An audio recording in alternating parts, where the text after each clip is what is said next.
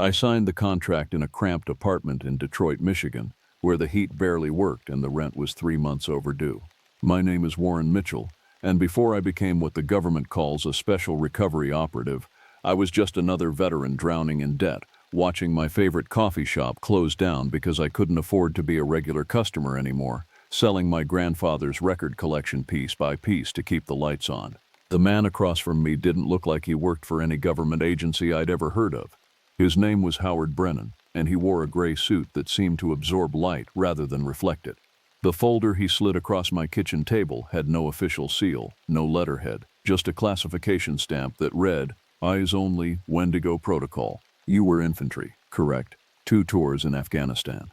Howard's voice was flat, clinical. "Yes, sir." I kept my answers short. When someone offers you $70,000 to start with hazard bonuses that could triple that, you don't ask too many questions, not when your bank account has $17 and you've been eating ramen for 6 weeks straight. The work isn't combat exactly. We recover missing persons in remote locations. The cases we handle have unusual circumstances.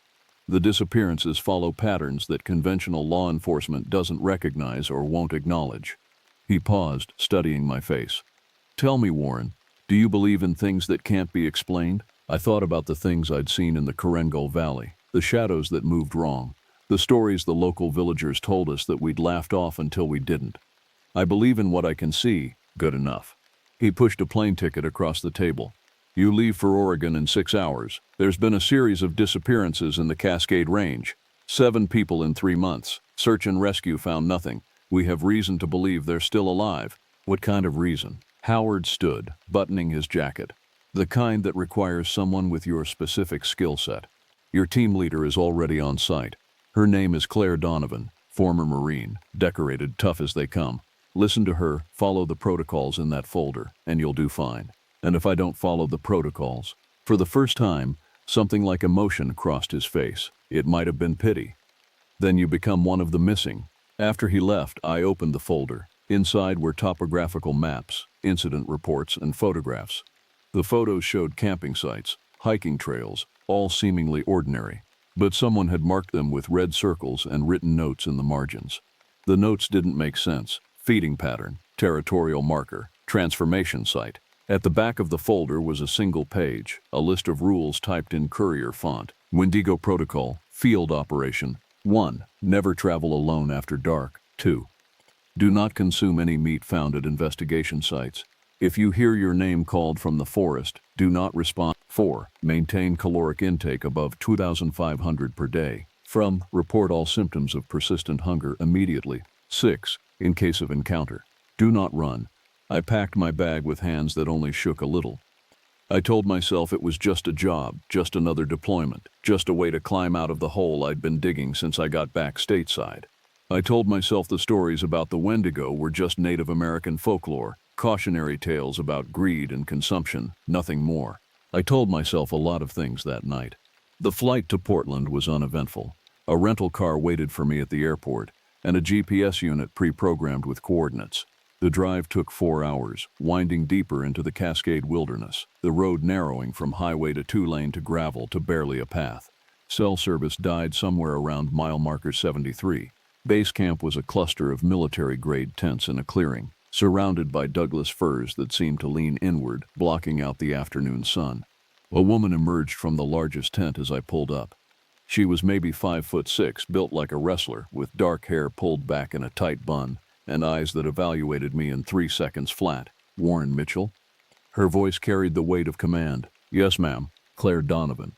"Drop the ma'am, we're not in the Corps anymore." She gestured toward the tent. "Get your gear stowed. Briefing in 10. We've got another one." "Another disappearance?" 3 hours ago. Hiker, solo male, 34 years old, experienced outdoorsman. Ranger station got an automated SOS from his emergency beacon. By the time they reached the coordinates, all they found was his beacon, his backpack, and his boots, still laced. I felt something cold settle in my stomach. "Still laced?" "Still laced," she confirmed. Whatever took him, he didn't even have time to struggle. The briefing tent smelled like coffee, and something else, something medicinal and sharp. 2 other operatives sat at a folding table covered in maps and photographs. Claire introduced them. "Eugene Park, former Army intelligence, lean and nervous with perpetual dark circles under his eyes, and Nora Reeves, ex-Air Force pararescue, blonde and solid with a scar running from her ear to her collarbone. This is the 7th disappearance in 12 weeks, Claire began, pointing to red pins on a topographical map, all of them in a 20-square-mile area, all of them experienced outdoorsmen, no bodies recovered. Search and rescue found personal effects at each site, but no signs of animal attack, no blood, no struggle. What about the local tribes, I asked. The Wendigo is their folklore. Have they been consulted? Eugene laughed, a brittle sound. Oh, they've been consulted. 3 different tribal councils. They all said the same thing. Leave this place, burn it if you can, and never come back. One elder told us we were feeding it just by being here. Feeding what? Claire pulled out a photograph, black and white, grainy. It showed something tall and emaciated standing between trees. The proportions were wrong, the limbs too long, the torso too narrow. The head was massive, crowned with what looked like antlers or branches. We don't know what it is, she said, but we know what it does. It hunts, it takes, and according to the folklore, it transforms its victims, makes them like itself. Hungry, always hungry, never satisfied. That's a myth, I said, but my voice lacked conviction. Maybe. Claire tapped the photograph. But 7 people are still missing, and their families deserve answers.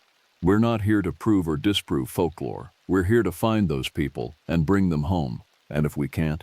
Nora asked quietly. Claire's jaw tightened. Then we document what happened so no one else goes missing. That night I lay in my sleeping bag listening to the forest. The protocol said never travel alone after dark, and I understood why. The darkness beyond the camp felt alive, breathing, waiting. Somewhere in the distance, something screamed. It might have been a cougar. It might have been something else. I thought about Detroit, about my empty apartment, and my favorite things. All the small pleasures I'd given up because I couldn't afford them anymore.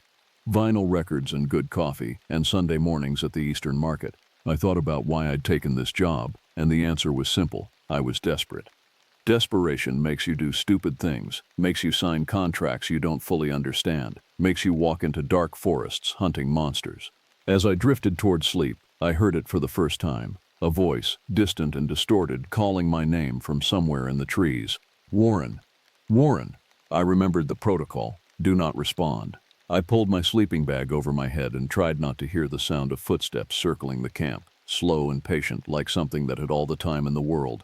We moved out at first light, following a trail that wound deeper into the old-growth forest.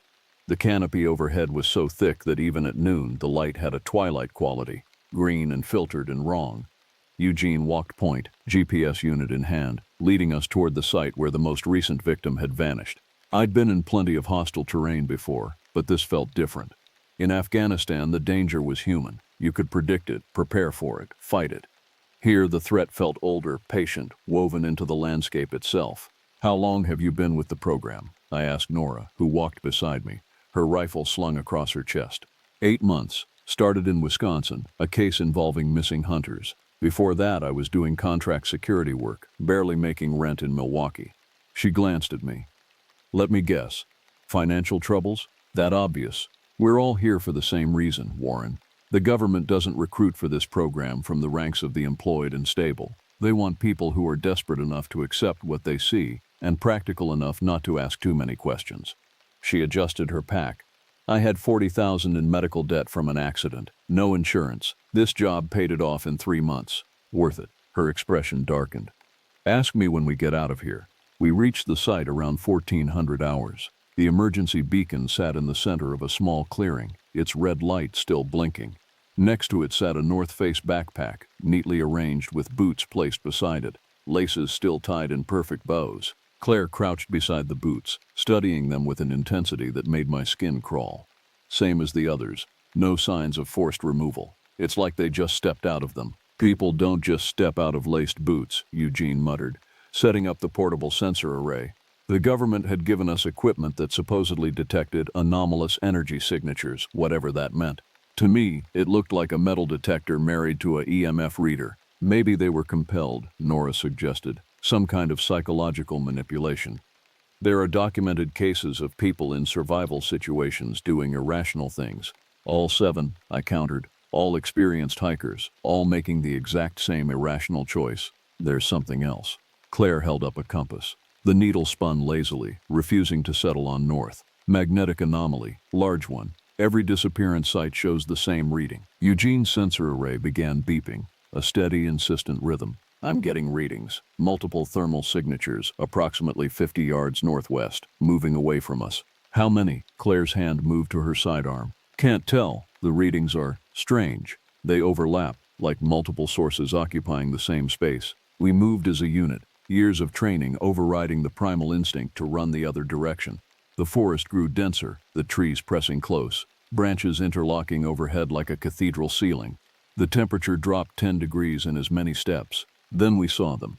Hanging from the trees were dozens of boots, suspended by their laces, swaying gently despite the absence of wind. Hiking boots, work boots, sneakers, all of them arranged in rough circles around the trunks of massive old-growth firs.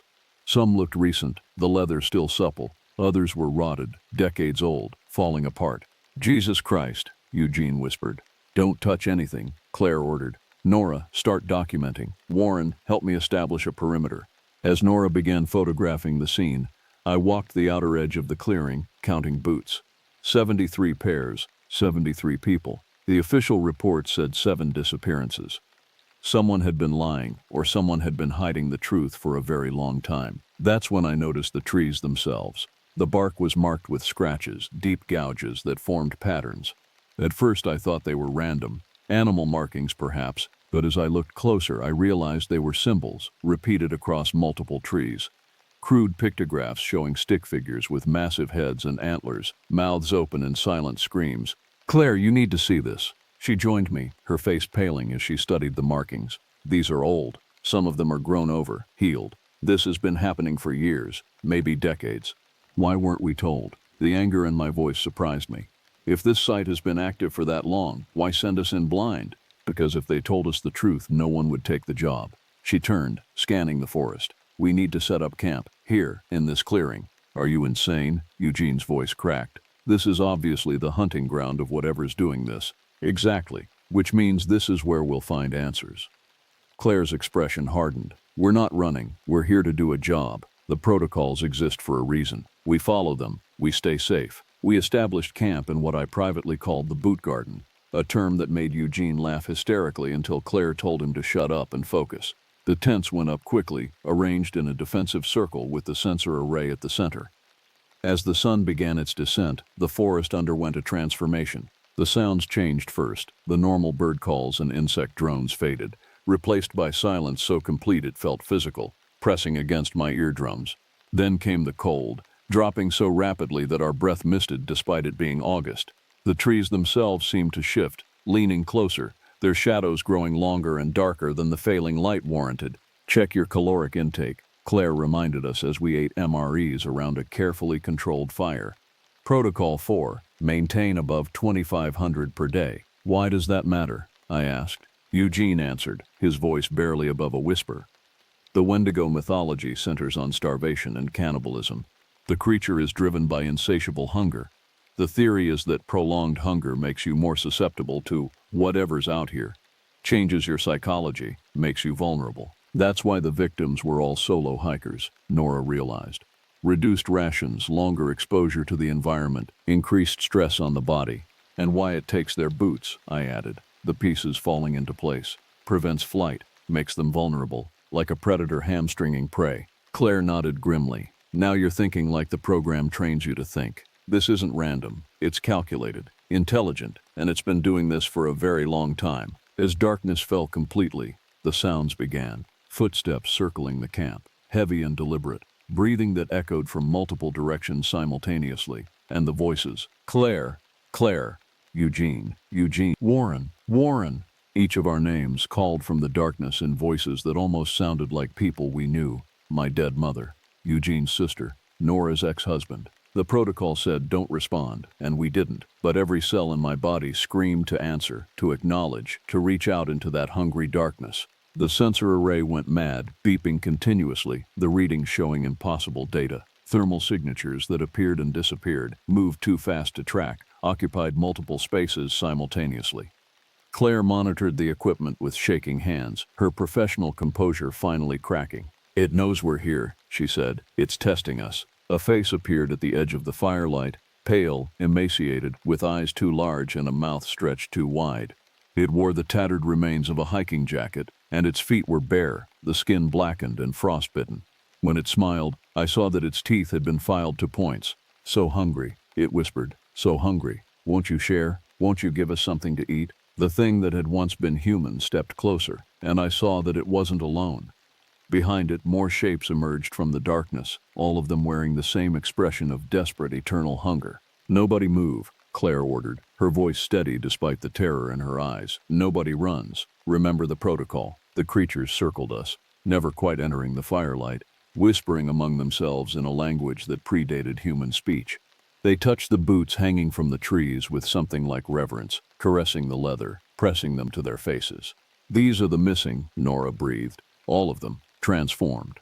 The largest of the creatures, the one at the front, tilted its head at an unnatural angle.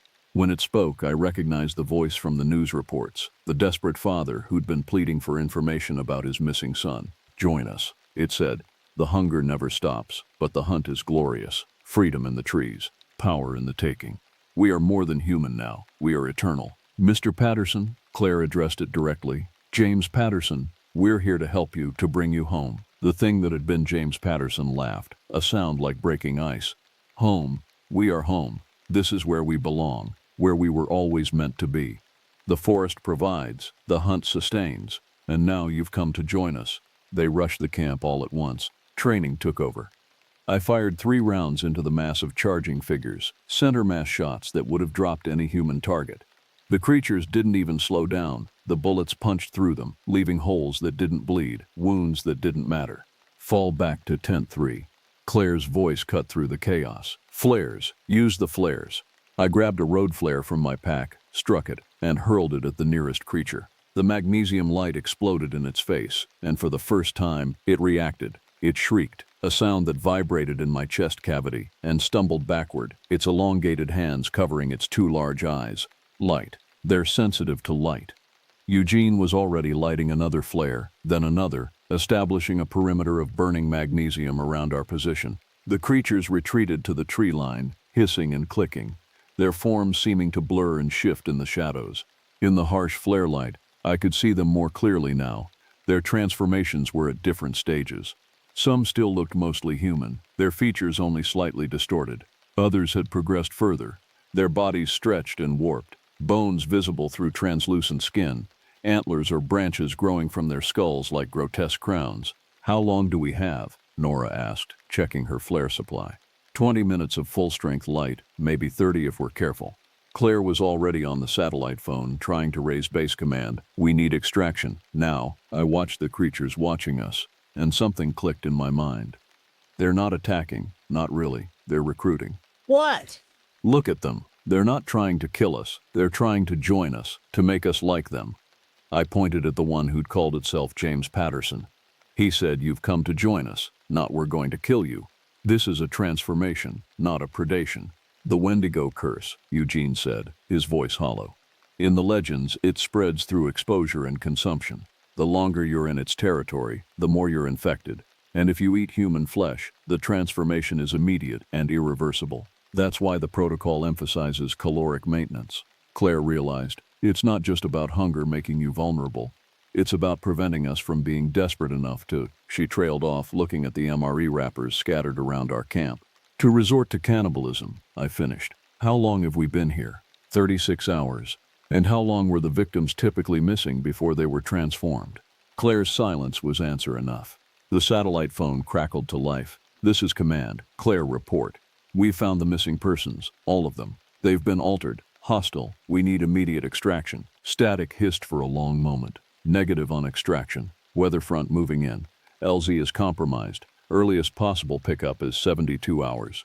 72. We don't have 72 hours. You have your protocols, Operative Donovan. Follow them. Survive. Command out." The connection died. In the silence that followed, we could hear the creatures in the darkness, laughing. "We need shelter," Nora said, her practical mind cutting through the fear. "A defensible position with natural light sources. These things avoid direct light." "There's a ranger station," Eugene said, scrolling through the GPS unit. 3 miles northwest. Old fire lookout tower. Probably abandoned, but it's elevated, built of stone, and has large windows on all sides. 3 miles through their hunting ground in the dark, I said. We'd never make it. We will if we move as a unit and maintain light discipline.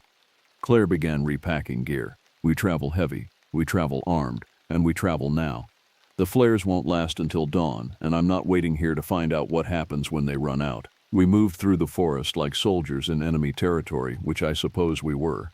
Claire took point, Eugene worked the GPS, Nora covered our six, and I handled light security.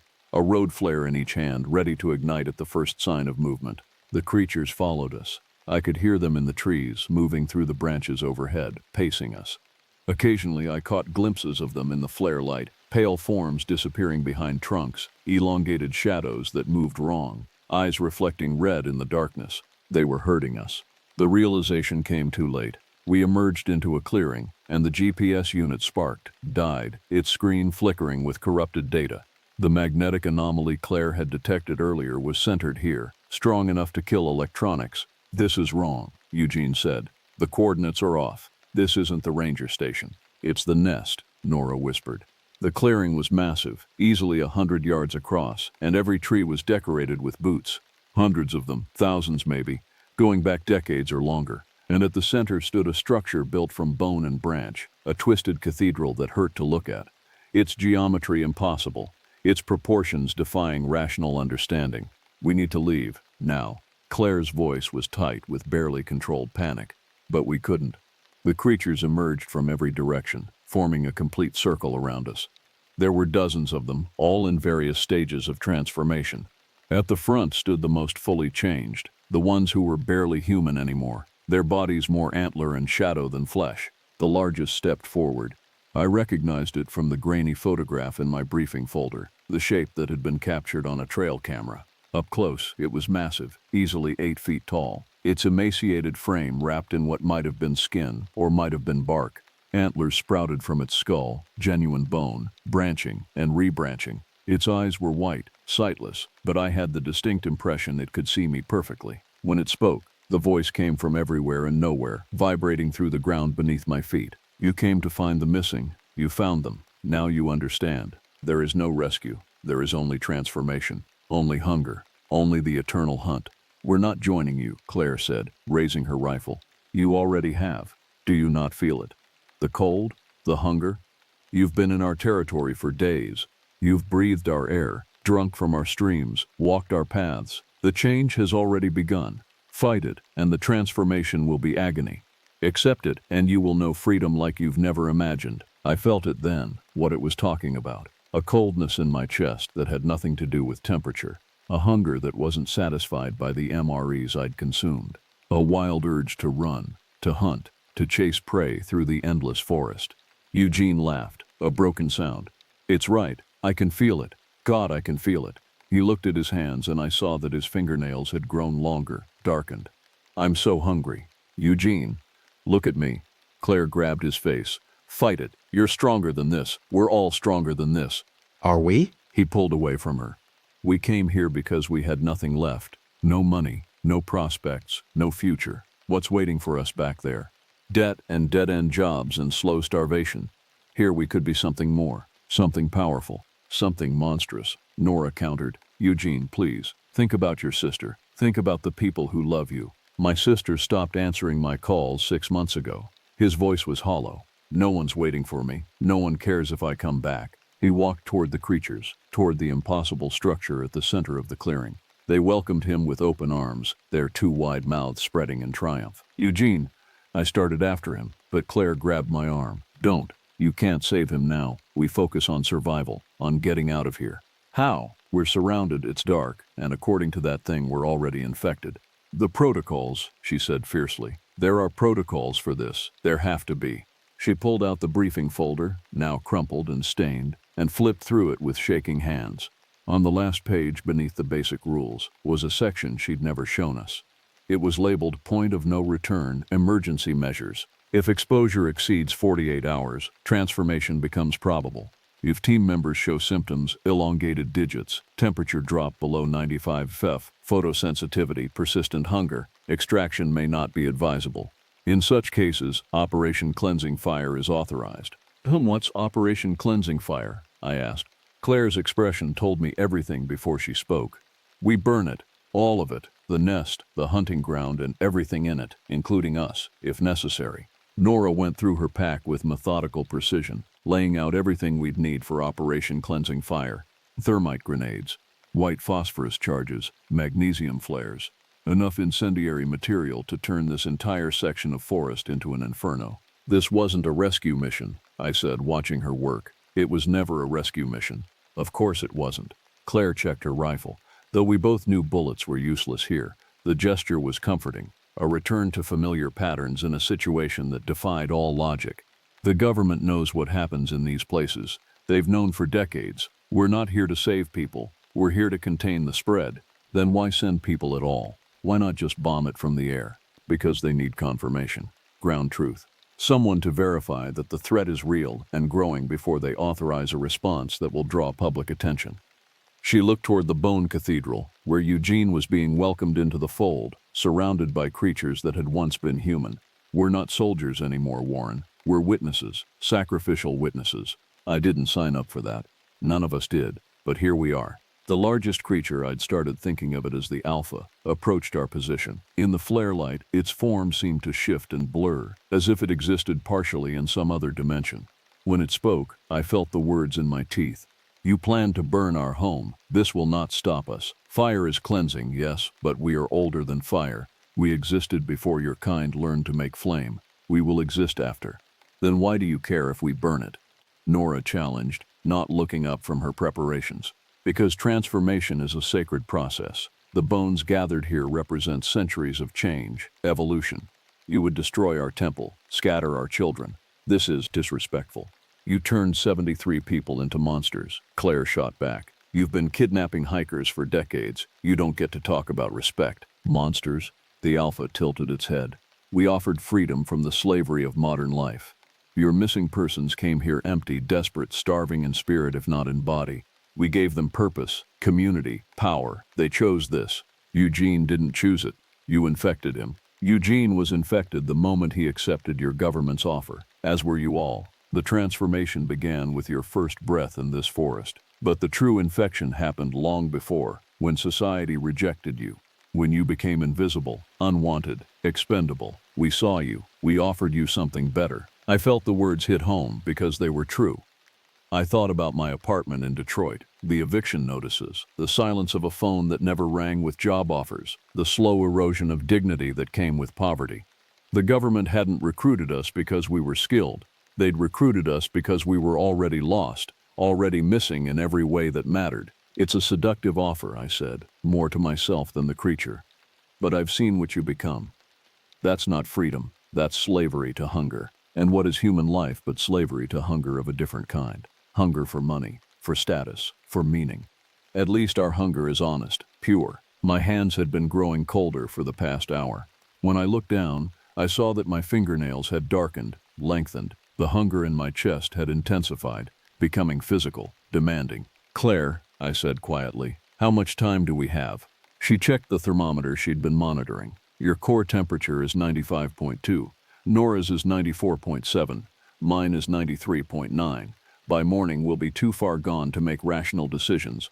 Then we do it now. We set the charges and we get out. And Eugene? I looked at the Bone Cathedral, where Eugene stood among the transformed, his body already beginning to change, his face stretching, elongating. He was smiling. Eugene made his choice. We worked fast, placing thermite charges in a grid pattern around the clearing, focusing on the bone structure at the center. The creatures watched but didn't interfere. Perhaps they didn't understand what we were doing. Perhaps they understood perfectly and simply didn't care. As I placed the last charge, I noticed something carved into the base of the cathedral. Dates, hundreds of them scratched into the bone surface. The earliest I could make out was 1847. This has been happening for almost 200 years, I said. How has this stayed hidden? It hasn't, Claire replied. This is just one site. According to the briefing materials I saw back at command, there are at least 40 similar locations across North America. Different entities, different folklore, same pattern. People go missing. The missing become monsters. The government sends in teams to document and contain. How many teams? I stopped counting after 20. And how many came back? Her silence was answer enough. We retreated to the edge of the clearing, playing out detonation cord as we moved. The creatures followed at a distance, their expressions almost curious. Eugene stood at the front of the group, his transformation accelerating, his body lengthening, bones cracking and reforming. "I'm sorry," he called out, his voice still mostly human. "I'm sorry, but I can't go back. There's nothing for me there. Nothing but debt and disappointment and slow death. Here I have purpose, brotherhood. Even if the hunger never stops, at least I'm not alone." "You don't have to do this," Nora pleaded. "We can fight it together. We can find a way to reverse it." "There is no reversal," the Alpha said. "The change is permanent, absolute, but it is not the end. It is the beginning." My finger hovered over the detonator. "Last chance, Eugene. All of you, step away from the charges. You can join us instead," Eugene offered. "I can feel your transformation, Warren. You're closer than you think. A few more hours and you'll understand. You'll see how beautiful this is." I looked at my hands, at the darkened nails, at the way my skin had begun to pale. I felt the cold in my chest, the hunger that no amount of food would satisfy. He was right. I was changing. Maybe it was already too late. "Do it," Claire said, "before we lose ourselves." I pressed the detonator. The thermite charges ignited simultaneously, white-hot flames erupting across the clearing. The bone cathedral went up like kindling, centuries of accumulated remains burning in seconds. The creatures screamed, a sound that shattered the windows of our souls, and scrambled to escape the inferno. But thermite burns at 4,000 degrees. There is no escape. We ran, the forest lighting up behind us like a dying sun. Trees caught fire, the flames spreading with unnatural speed, consuming everything. The screams followed us, getting fainter but never quite disappearing. I could hear Eugene's voice among them, and it was still screaming my name. The forest seemed to fight us as we fled. Branches grabbed at our clothing, roots rose up to trip us, paths vanished and reappeared in wrong directions. But we kept moving, driven by training and terror in equal measure. We emerged from the tree line 3 hours later, stumbling onto a logging road just as the sun began to rise. Behind us, a column of smoke rose into the morning sky, visible for miles. Fire crews would be mobilizing, questions would be asked, and the government would provide answers that explained nothing. Claire collapsed first, her breathing ragged. When she held up her hands in the dawn light, I saw that her fingers had returned to normal, the nails their usual color and length. The cold in my chest was fading, replaced by ordinary exhaustion. "The transformation stopped," Nora said, checking her own hands. "The distance, or the fire, or the sunrise, something reversed it." "Not reversed," Claire corrected. Paused. "We were infected. That doesn't just go away. We'll carry this for the rest of our lives." She was right. Even as my body normalized, I could feel something different inside me, a shadow of hunger that would never fully disappear, a coldness that would return on winter nights, a faint call from deep forests that I would have to resist forever. The extraction helicopter found us 6 hours later, huddled by the logging road, watching the forest burn. The pilot didn't ask questions. He'd done this before. They took us to a facility that officially didn't exist, somewhere in Pennsylvania. Medical wing, psychological evaluation, debriefing. I spent 3 days answering questions from people in suits who already knew the answers. They were just checking if our stories matched the expected outcomes. Howard Brennan visited on the 4th day. He looked exactly the same as he had in my Detroit apartment, which felt like it had been years ago instead of less than a week. "You did well," he said, sitting across from me in the sterile interview room. "The fire contained the immediate threat. We've established a perimeter, declared it a wildfire zone. The site will be monitored for the next decade." "What about the other sites? You said there were 40. 37 now, actually.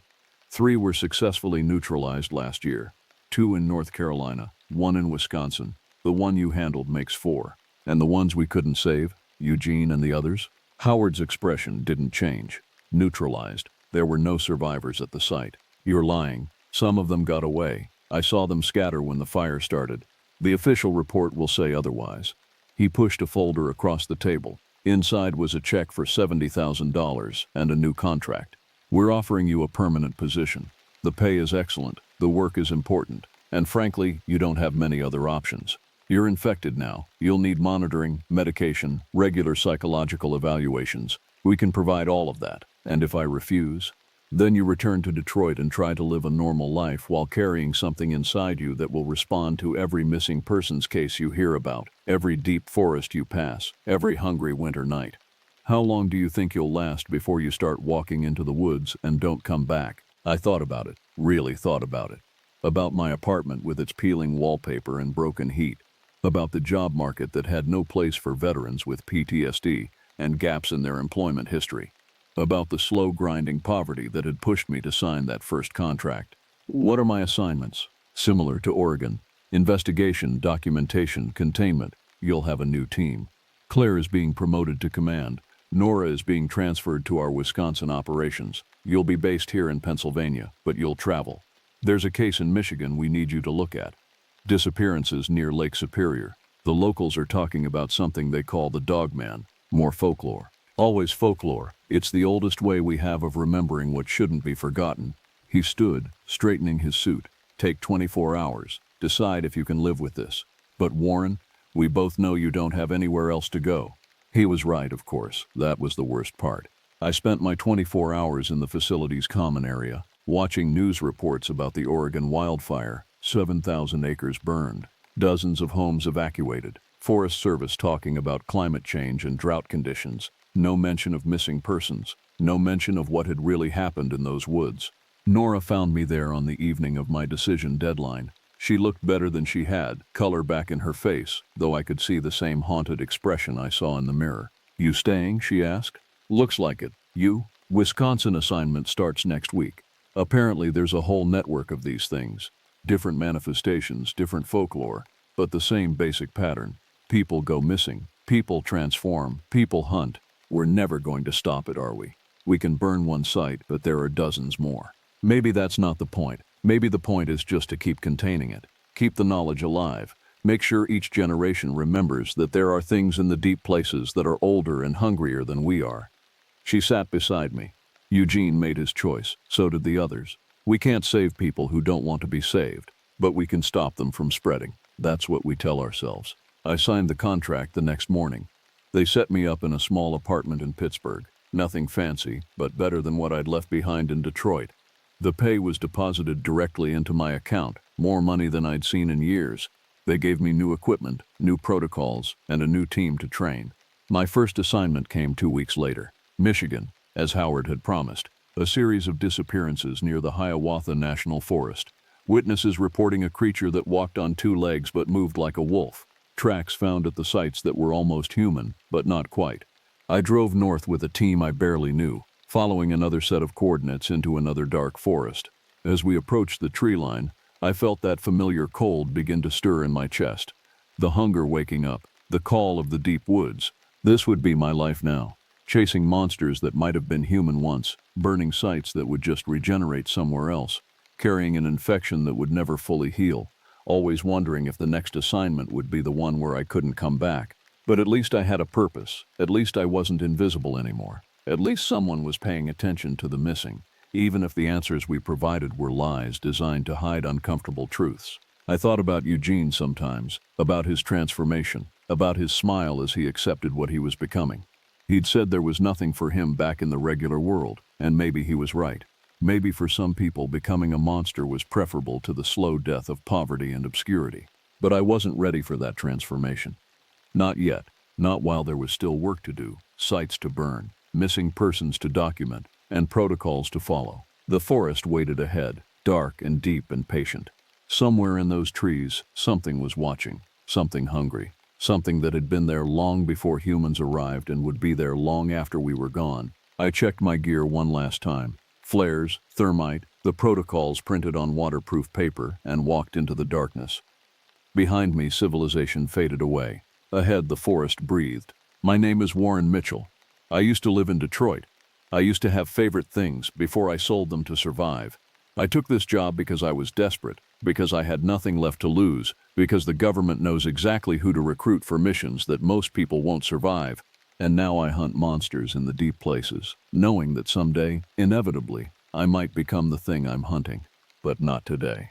Today I had protocols to follow. Today I had a job to do. Today I was still human, mostly.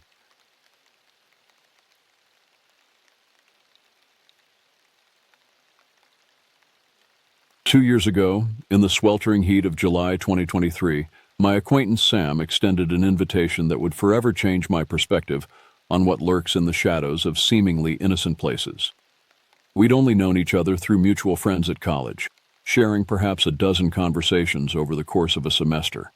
So when he called asking if I wanted to join him and his family for a week at their cabin in Lake Tahoe, I was both surprised and hesitant. "It's this old place my grandfather built back in the 60s, Sam explained over the phone, his voice crackling through a poor connection. 4 stories if you count the basement and loft. There's even a smaller guest cabin out back. My parents think it would be good for me to bring some friends this year." The hesitation in my voice must have been apparent because he quickly added, "You can bring someone if you want. There's plenty of room." That's when I thought of David. My best friend since middle school, the one person who shared my love for horror movies and ghost stories, though we'd never experienced anything genuinely frightening ourselves. David was the type who would analyze every creaking floorboard and explain away every shadow with scientific reasoning. His presence would make the trip bearable, even enjoyable. The 3-hour drive from our college town to Lake Tahoe should have been relaxing. David navigated while I drove, the windows down, music playing softly as we wound through increasingly mountainous terrain. But as we climbed higher, something felt wrong. The air grew thick and oppressive, despite the altitude. The trees seemed to lean inward over the road, creating a tunnel of shadow that the afternoon sun couldn't quite penetrate. "You notice how quiet it is?" David said, turning down the radio. "No birds, no insects, just nothing." I had noticed. The usual sounds of summer in the mountains were completely absent. Even the wind seemed muted, as if the very atmosphere was holding its breath. I pressed the accelerator, suddenly eager to reach our destination and escape the suffocating silence of the forest. Sam's directions led us down a winding dirt road that seemed to snake deeper into the woods with each turn. The trees grew taller and more densely packed, their branches intertwining overhead until we were driving through what felt like a natural tunnel. The temperature dropped noticeably, and I had to roll up the windows and turn on the heat. "There," David said, pointing ahead. "I can see a clearing." The relief I felt was immediate and profound. The oppressive feeling that had been building in my chest began to ease as we emerged from the tree line into a large, sunlit clearing. But that relief was short-lived. The cabin that loomed before us was not what I had expected. Sam had described it as old, but I hadn't anticipated the air of neglect and decay that seemed to permeate the structure. The main building was indeed 4 stories, but it appeared to sag under its own weight, as if the years had slowly been crushing it into the earth. The wood siding was weathered to a sickly gray, and several shutters hung at odd angles from their hinges. A long flight of wooden stairs led up to the main entrance, each step sagging slightly in the middle from decades of use. The railings were loose, wobbling dangerously when touched. As we climbed, I noticed that many of the balusters were missing entirely, leaving gaps that seemed to stare down at us like empty eye sockets. "Home sweet home," Sam called out from the front door, his voice carrying a forced cheerfulness that didn't match the nervous energy radiating from his posture. "Come on up!" The layout Sam had described over the phone became clear as we explored. The front door opened into a cramped foyer with a door to the basement on the left and stairs curving up to the right.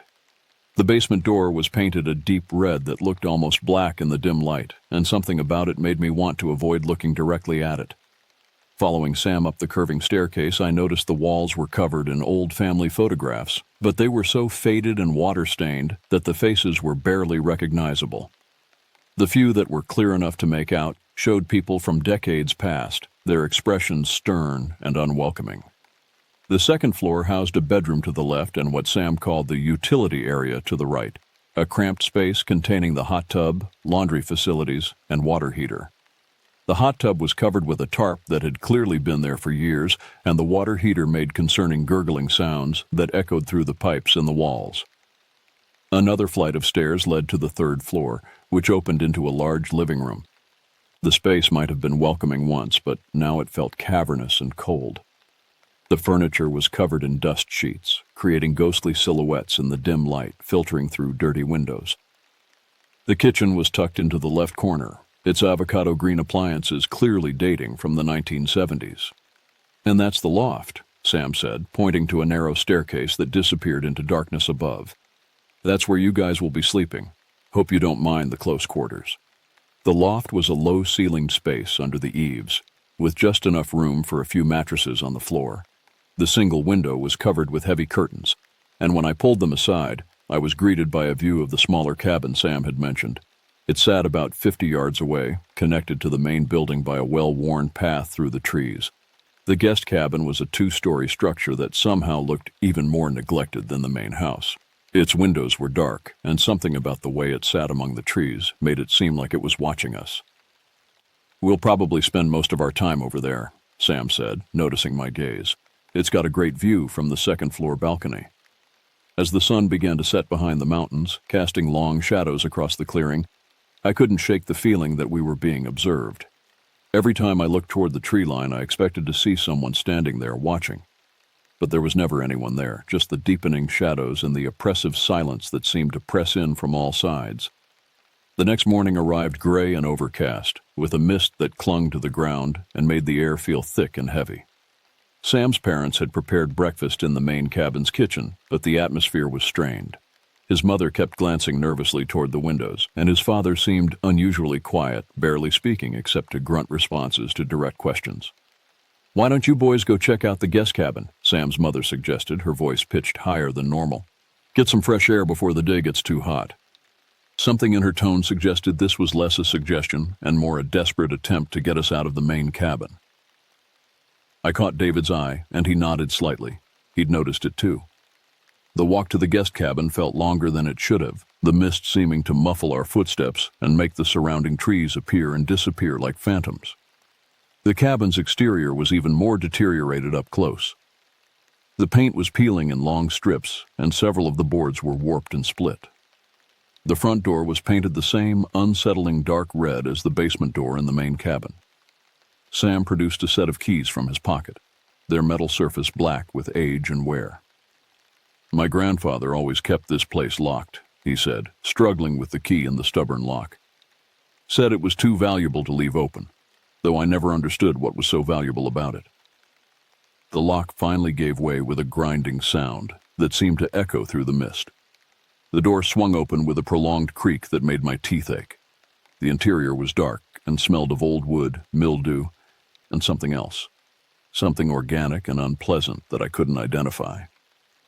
The first floor was a single room with a stone fireplace on one wall and a narrow staircase leading to the second floor. The floorboards were warped and stained, and they groaned ominously under our weight. But it was the walls that truly unsettled me. They were covered in old photographs, but unlike the faded family portraits in the main cabin, these were sharp and clear. They showed the cabin and surrounding area from decades past, but in every single photograph there were figures in the background, shadowy forms that seemed to be watching from the tree line. "Weird, right?" Sam said, noticing my attention. "My grandfather was really into photography. He documented everything that happened around here." I moved closer to examine one of the photographs. It showed the clearing where the main cabin now stood, but the cabin itself was much smaller, perhaps only 2 stories. In the background, partially obscured by the shadows of the trees, was a figure that appeared to be wearing old-fashioned clothing. But what made my breath catch was the figure's face, or rather, the complete absence of features where a face should have been. "Sam," I said, my voice barely above a whisper, "who are these people in the photographs?" He moved to stand beside me, squinting at the image. I don't know. I never really looked at them closely before. My grandfather never talked about them." David had moved to the window on the left side of the room and was struggling with the latch. "This window's been painted shut," he said, putting his shoulder against the frame. "Probably hasn't been opened in years." With a sudden crack, the window flew open and a rush of cold air filled the room. The mist outside swirled and eddied, and for a moment I could have sworn I saw a figure standing just at the edge of the clearing, watching us. But when I blinked, there was nothing there. "Let's check out the second floor," Sam suggested, though his voice lacked enthusiasm. The staircase was narrow and steep, with railings that felt loose and unreliable. Each step creaked and sagged, and I found myself gripping the railing despite my distrust of its stability. The second floor was even smaller than the first, containing only a small sitting area and a door that led to what Sam had described as a balcony. The balcony was really more of a small deck with a railing that felt dangerously low. It offered a view of the main cabin and the surrounding forest, but from this elevated position, the trees seemed to press closer, their branches reaching toward the cabin like grasping fingers. We stood on the balcony for about 15 minutes, trying to make casual conversation. But the oppressive atmosphere made normal chatter feel forced and unnatural. The mist continued to swirl around us, and the silence of the forest was so complete, it was almost deafening. "I think I'm ready to head back," David said finally, and I could hear the relief in his voice. As we turned to go back inside, I pulled the balcony door closed behind us. The latch clicked with a finality that seemed to echo through the small space. What happened next would replay in my mind for months afterward, each detail becoming more vivid and disturbing with each recollection. We had descended to the first floor and were preparing to leave when David suddenly stopped and stared at the window he had struggled to open earlier. "That's impossible," he said, his voice flat and emotionless. I followed his gaze and felt my stomach drop. The window that had been painted shut, the one that had required significant effort to open, was now closed again. Not just closed, it looked exactly as it had when we'd first entered the cabin, as if it had never been opened at all. "Maybe it just fell shut," Sam suggested, but his voice lacked conviction. David moved to the window and examined the frame carefully. "Look at this," he said, running his finger along the edge. "The paint seal is intact. This window hasn't been opened in years." The three of us stood staring at the window, trying to process what we were seeing. There had to be a logical explanation. Windows didn't just seal themselves with paint, but the evidence was undeniable. The window appeared exactly as it had when we'd first entered the cabin. "We need to get out of here," I said, my voice coming out higher than I intended. We headed for the door, but as we reached it, Sam stopped and patted his pockets frantically. "The keys," he said. "I left them on the balcony." The thought of going back up those stairs, of returning to that oppressive second floor, made my skin crawl. But without the keys, we'd have to explain to Sam's parents how we'd gotten locked out of the cabin they'd trusted us to explore. "I'll get them," I said, though every instinct screamed against it. I climbed the stairs again, each step feeling heavier than the last. The second floor felt different now, smaller, more claustrophobic. The air seemed thicker, and I had to fight the urge to hold my breath. I found the keys on the small table next to the balcony door and grabbed them quickly, eager to escape. But as I turned to leave, I noticed something that made my blood freeze. The balcony door was standing wide open. I had closed it. I was absolutely certain I had closed it. The memory of the latch clicking into place was crystal clear in my mind. But now it stood open, and the mist from outside was drifting into the room, carrying with it the smell of decay and something else, something that reminded me of old photographs and forgotten spaces. I backed toward the stairs, not taking my eyes off the open door. As I reached the top step, I heard it, a sound that would haunt me for months afterward. It was a soft shuffling, like footsteps, coming from the balcony. I didn't wait to see what might be making the sound.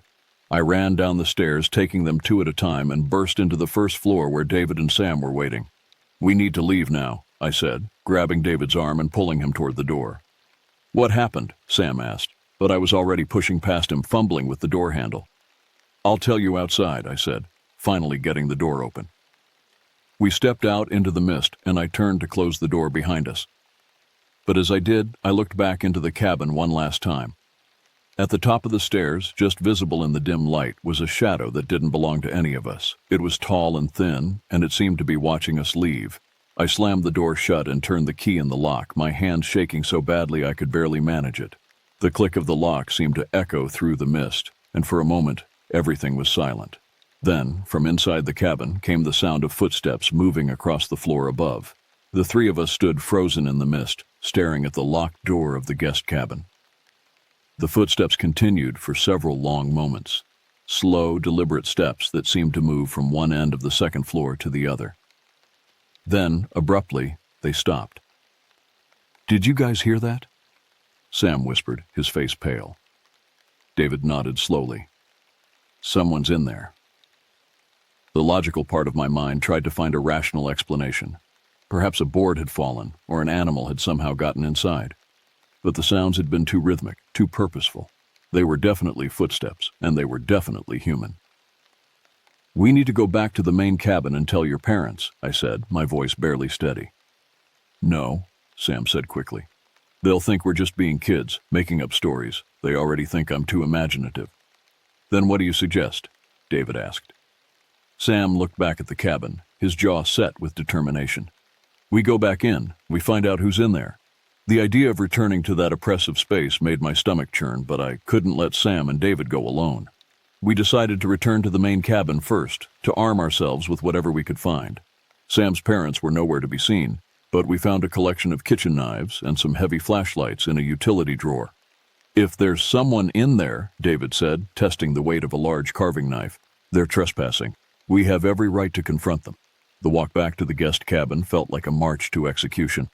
The mist had grown thicker, reducing visibility to just a few feet in any direction. The trees seemed to press closer, their branches reaching out like grasping fingers. Every shadow looked like a potential threat, every sound like an approaching footstep. We reached the cabin door, and Sam hesitated with the key in his hand. What if they're dangerous? He asked. What if they're not there at all? David countered. What if we just imagined it? I knew we hadn't imagined it, but I didn't voice that thought. Instead, I gripped my flashlight tighter and nodded for Sam to unlock the door. The cabin interior was exactly as we'd left it, but the atmosphere felt different, charged with tension and the lingering sense of a presence that didn't belong. We stood in the doorway for a moment, listening. The silence was complete, but somehow threatening. Hello? Sam called out, his voice echoing in the empty space. If anyone's in here, you need to come out. This is private property. No response. The only sound was our own breathing and the distant drip of water from somewhere in the walls. Let's check the first floor thoroughly, David suggested. We moved through the single room methodically, checking behind the sparse furniture and in the corners where shadows gathered. The stone fireplace was cold and empty, filled only with ancient ashes. The photographs on the walls seemed to watch us as we searched, their shadowy figures more ominous in the dim light. There's nowhere to hide down here, Sam said. If someone was in the cabin, they had to be upstairs. The prospect of climbing those stairs again made my skin crawl, but there was no alternative. We had to know for certain whether someone had been in the cabin or if we were losing our minds. I led the way up the narrow staircase, my flashlight beam dancing ahead of me.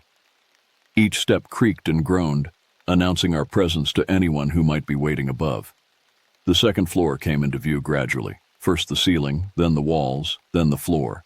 It was empty, completely, utterly empty. We searched every corner, every shadow, every possible hiding place. The small sitting area contained only a few pieces of old furniture, none large enough to conceal a person. The balcony door was closed now, though I was certain I had left it open. There's no one here, David said, but his voice lacked conviction. Then who was walking around up here? Sam asked. I was examining the floor, looking for any sign that someone had been present. The floorboards were covered in a fine layer of dust, and our footprints from our earlier visit were clearly visible. But there were other marks too, long, dragging impressions that suggested something heavy had been moved across the floor. Look at this, I said, pointing to the marks. We followed the trail of disturbed dust from the top of the stairs to the balcony door. The marks were too regular to be accidental, too purposeful to be anything but deliberate. Someone or something had indeed been moving around up there. We need to get out of here, I said, my voice tight with fear. As we turned to leave, I took one last look around the room. In the corner, barely visible in the shadows, was something that made my breath catch. It was a piece of paper, old and yellowed, lying on the floor near the wall. I picked it up with trembling hands. It was a photograph similar to the ones that covered the walls downstairs, but this one was different. It showed the guest cabin from the outside, taken from the position where we had been standing just minutes earlier. In the second floor window, clearly visible despite the old quality of the photograph, was a figure. The figure was tall and thin, wearing clothes that seemed to be from decades past. But it was the face that made me drop the photograph and stumble backward. Where the face should have been, there was nothing, just a smooth, featureless surface that seemed to absorb light rather than reflect it. What is it? Sam asked, but I was already running for the stairs, the photograph forgotten on the floor behind me. We fled the cabin, locking the door behind us with hands that shook so badly we could barely manage the key. The mist seemed to part before us as we ran, as if eager to help us escape. We didn't stop running until we reached the main cabin, where we collapsed on the front steps, gasping for breath. "What did you see?" David asked, his face pale and drawn. I tried to explain about the photograph, about the figure in the window, but the words came out jumbled and incoherent. The image was burned into my mind, that smooth, featureless face staring out from the second-floor window. "We can't tell anyone about this," Sam said. "They'll think we're crazy." I nodded, though I wondered if we were crazy. The alternative, that something genuinely inexplicable was happening in that cabin, was almost too frightening to consider. Despite our mutual agreement to keep our experience secret, the events at the guest cabin dominated our thoughts for the rest of the day. We went through the motions of normal vacation activities, eating meals, making small talk with Sam's parents, pretending to enjoy ourselves, but the oppressive atmosphere of the place seemed to have infected all of us. Sam's parents noticed our subdued mood but attributed it to the gloomy weather and the isolation of the cabin. "You boys seem quiet today," his mother observed during lunch. "Maybe you should go into town this afternoon, get some fresh air." The suggestion was tempting, but something kept us from leaving. It was as if the cabin had claimed us, as if we were compelled to stay and witness whatever was unfolding. David, ever the rational one, suggested we approach the situation scientifically. "If there's really something unusual happening," he said as we sat in the main cabin's living room, "then we should be able to document it, get evidence." "What kind of evidence?" Sam asked. "Photographs, recordings, detailed observations. If we're going to convince anyone else, or even ourselves, that something's going on, we need proof." I wasn't sure I wanted proof. The memory of that featureless face in the photograph was already more than I could handle. But David's logical approach was reassuring, and it gave us something to focus on other than our growing fear. We spent the afternoon gathering supplies, cameras, notebooks, a portable tape recorder Sam found in his father's belongings. As evening approached, we made our plans. "We'll go back to the guest cabin after dark," David said. "If there's really something there, it might be more active at night." The idea of returning to that place in the darkness made my stomach clench, but I agreed. We had to know for certain what we were dealing with. Dinner was a strained affair. Sam's parents seemed increasingly uncomfortable, glancing frequently toward the windows, as if expecting to see something unwelcome. His father kept clearing his throat and starting to speak, then stopping himself. Finally, as we were finishing our meal, he set down his fork and looked directly at us. "Boys," he said, his voice serious, "I want you to stay away from the guest cabin after dark." The three of us exchanged glances. "Why?" Sam asked. His father was quiet for a long moment, then sighed heavily. "There have been incidents over the years. Nothing dangerous exactly, but unsettling. Your grandfather had some strange ideas about that place." "What kind of incidents?" I asked, though I wasn't sure I wanted to know. "Sounds, mostly. Footsteps, voices, that sort of thing. Probably just the old wood settling, but it's better to be safe." He paused, then added, "Your grandfather used to say the cabin was occupied, but he was always a bit eccentric." Sam's mother shot her husband a sharp look. "Don't fill their heads with nonsense," she said, but her voice lacked conviction. "It's not nonsense if it keeps them safe," he replied. The conversation ended there, but the damage was done. Whatever we had experienced at the guest cabin, it was part of a larger pattern that stretched back years, perhaps decades. The knowledge should have been reassuring. We weren't losing our minds, and we weren't the first to experience the phenomena. Instead, it was terrifying. As the sun set behind the mountains, casting long shadows across the clearing, we made our final preparations. We decided to approach the investigation in shifts, one person watching from the main cabin with binoculars, while the other two explored the guest cabin with cameras and recording equipment. "I'll take the first watch," David volunteered. "You two check out the cabin, and I'll document anything I see from out here." The plan was logical and methodical, exactly what David excelled at. But as we prepared to leave the safety of the main cabin, I couldn't shake the feeling that we were making a terrible mistake. The night was moonless and overcast, with a thick fog that had rolled in from the lake. Our flashlights created small pools of light in the darkness, but beyond their reach, the world disappeared into an impenetrable black void. The guest cabin loomed ahead of us, its windows dark and empty. "Are you sure about this?" Sam asked as we approached the door. I wasn't sure about anything, but I nodded anyway. We had come too far to turn back now. The key turned in the lock with the same grinding sound as before, and the door swung open to reveal the interior of the cabin. Our flashlight beams swept across the room, illuminating the photographs on the walls. In the dancing light, the shadowy figures in the images seemed to move and shift, their featureless faces turning to follow our movements. "Let's get this over with," I said, trying to keep my voice steady. We began our investigation systematically, photographing everything, making detailed notes, recording our observations. The tape recorder's mechanical whir was oddly comforting in the oppressive silence. But as we worked, I became increasingly aware of a presence watching us from the shadows. It started as a feeling, a sense of being observed. But gradually, it became more concrete. There were sounds, soft, shuffling noises, the creak of floorboards, the whisper of fabric against wood. They were so quiet they could have been imagined, but they were persistent and seemed to come from the second floor. "Do you hear that?" Sam whispered. I nodded, my grip tightening on the camera. The sounds continued for several minutes, growing gradually louder and more distinct.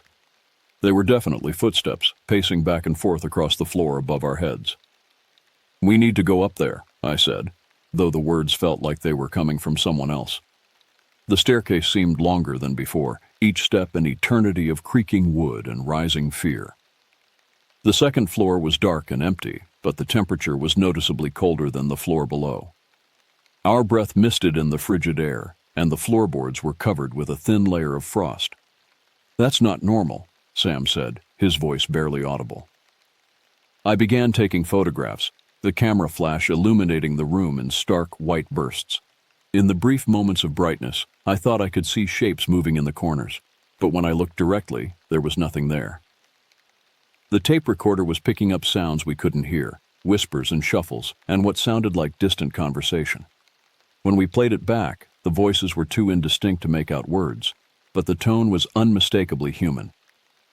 We spent nearly an hour in that freezing room, documenting everything we could, but it was the photographs that provided the most disturbing evidence. When we developed them later, several showed anomalies, dark shapes that shouldn't have been there, faces in the windows that none of us remembered seeing. One photograph in particular made my hand shake as I held it. It showed the balcony door, standing slightly ajar. In the gap between the door and the frame, partially obscured by shadow, was a figure. It was tall and thin, wearing clothes that seemed to be from decades past. And where its face should have been, there was nothing but smooth, featureless darkness. The next day brought no relief from the oppressive atmosphere that had settled over the cabin. If anything, the evidence we had gathered the night before made everything worse. The photographs and recordings provided proof that something was indeed happening at the guest cabin. But that proof came with a terrible price. The knowledge that we were not alone in this isolated place.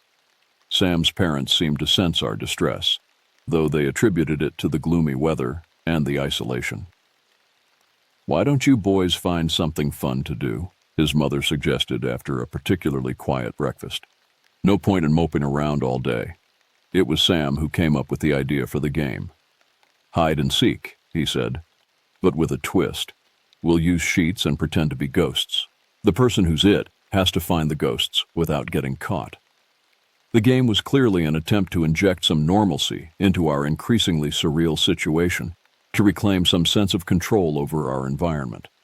David and I agreed readily, eager for any distraction from the events of the previous night. We spent the afternoon preparing, gathering sheets from the linen closet, and deciding on the rules. The game would take place in the main cabin, with the second-floor bedroom as the base where the seeker would start. The ghosts would hide throughout the building, moving from location to location to avoid capture. "It'll be fun," Sam said, but his forced cheerfulness didn't hide the nervousness in his voice. As evening approached, we began our game. I volunteered to be the first ghost, partly because I wanted to move around the cabin, and partly because I didn't want to be alone in the bedroom, waiting for the others to find me.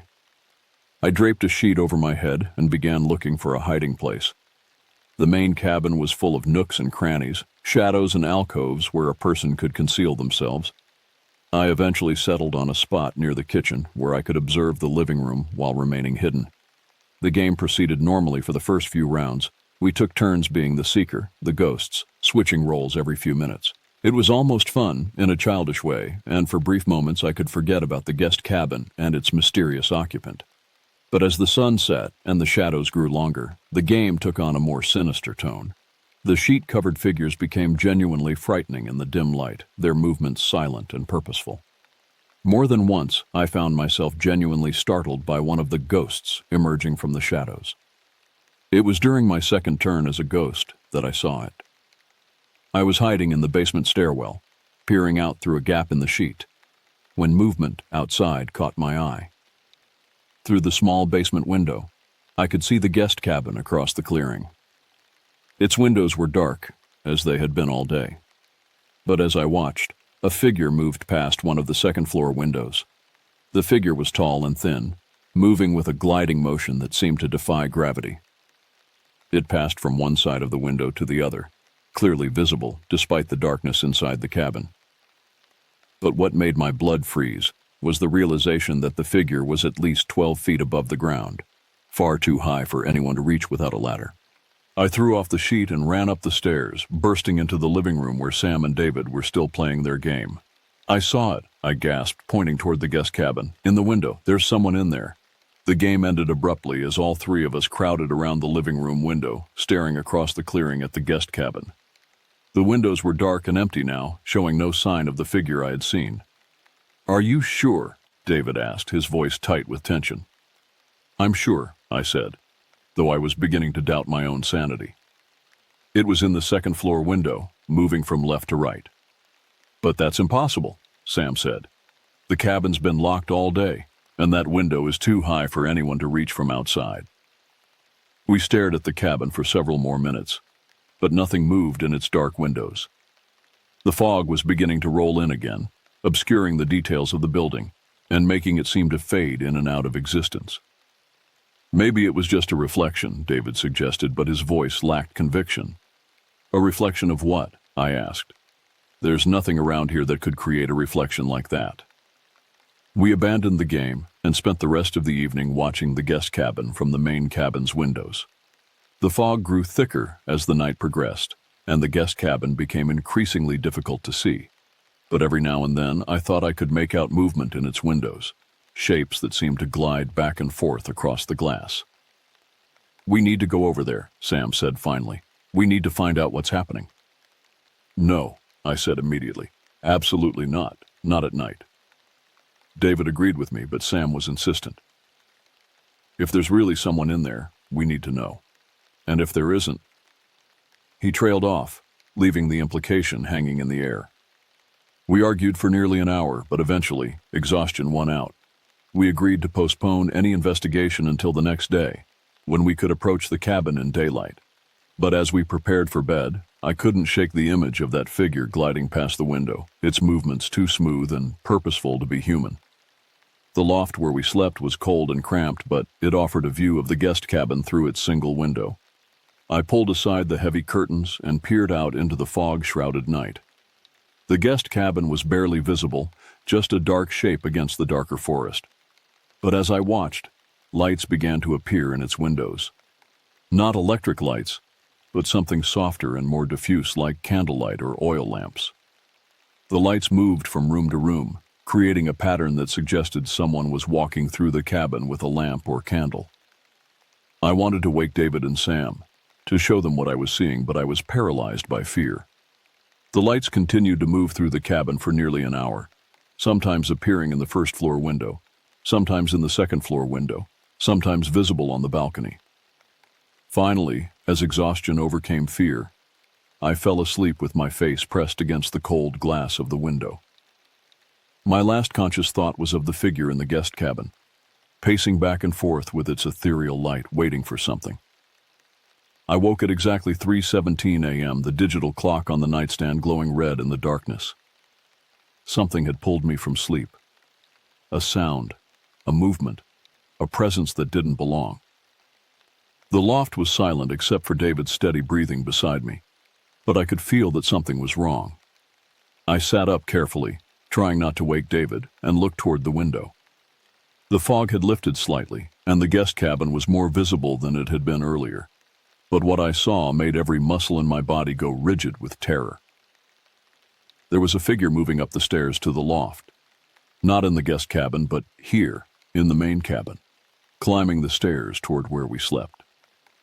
It was tall and thin, wearing clothes that seemed to be from decades past, and it moved with that same gliding motion I had seen in the guest cabin window. I tried to wake David, but my voice wouldn't work. I could only watch in frozen horror as the figure reached the top of the stairs and began moving toward our sleeping area. It made no sound as it walked, its feet seeming to barely touch the floor. As it drew closer, I could see its face, or rather, the absence of a face. Where features should have been, there was only smooth, featureless skin that seemed to absorb light rather than reflect it. The sight of that blank face was so terrifying that I felt my mind trying to shut down, to retreat into unconsciousness rather than process what I was seeing. But somehow, I managed to reach out and shake David's shoulder. He woke instantly, his eyes wide and alert. One look at my face told him everything he needed to know, and he turned to look toward the stairs.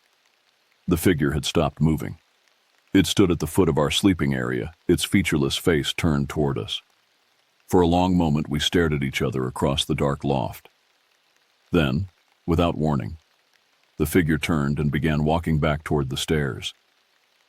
David was already reaching for his camera, but I grabbed his wrist. "Don't," I whispered. "Just don't." We watched as the figure descended the stairs, its movements silent and purposeful. When it reached the bottom, it paused and seemed to look back at us. Then it continued toward the front door of the cabin. "It's leaving," David whispered. But I knew it wasn't leaving. It was going back to where it belonged, back to the guest cabin where it had been waiting for decades. The realization that we had somehow disturbed its rest, that our presence had awakened something that should have remained undisturbed, was almost too much to bear. We didn't sleep for the rest of the night. We lay in our sleeping bags, staring at the ceiling and jumping at every sound. When morning finally came, we were exhausted and shaken, but relieved to see daylight streaming through the windows. Sam woke to find us already packed and ready to leave. "What's wrong?" he asked, but one look at our faces told him everything he needed to know. "We have to go," I said. "Today, now." He didn't argue. Within an hour, we had loaded our belongings into the car and were ready to leave. Sam's parents seemed relieved to see us go, though they tried to hide it behind polite protestations about our early departure. "You boys are welcome back any time," Sam's father said, but his tone suggested he hoped we wouldn't take him up on the offer. As we drove away from the cabin, I turned for one last look at the guest cabin. In the second-floor window, barely visible in the morning light, was a figure. It was tall and thin, wearing clothes from decades past, and it seemed to be watching us leave. I didn't tell David or Sam what I had seen. There was no point. We were leaving, and that was all that mattered. The drive back to college was silent for the first hour. Finally, David spoke. "What do you think it was?" "I don't know," I said, and I meant it. "I don't think I want to know." "Do you think we'll ever go back?" I thought about the figure in the window, the featureless face, the lights moving through the cabin in the night. "No," I said. "I don't think we will." Sam invited me to return to the cabin the following summer, but I declined. I had no desire to revisit that place, to risk another encounter with whatever inhabited the guest cabin. Some mysteries are better left unsolved, some doors better left unopened. But sometimes, in the early hours of the morning when the world is quiet and still, I find myself thinking about that figure. I wonder if it's still there, pacing through the rooms of the guest cabin, waiting for the next group of visitors to disturb its rest. And I wonder if, somewhere in the darkness, it's thinking about us too. The memory of that blank, featureless face haunts me still, not because of what it was, but because of what it represented. The knowledge that there are things in this world that exist beyond our understanding, things that watch us from the shadows and wait for us in the darkness. I never returned to the cabin, and I never spoke of our experience to anyone outside of David and Sam. But the memory remains, as vivid and terrifying as ever. And sometimes, when I'm alone in the dark, I can almost hear the sound of footsteps moving across the floor above, patient and purposeful, waiting for the right moment to descend the stairs. The Tahoe cabin taught me that some places are meant to be left alone, that some mysteries are too dangerous to solve, and that sometimes the most frightening thing of all is not what we see in the darkness, but what we know is there, watching us from the shadows, waiting for its moment to reveal itself. God help anyone who stays there long enough to find out what that moment might be.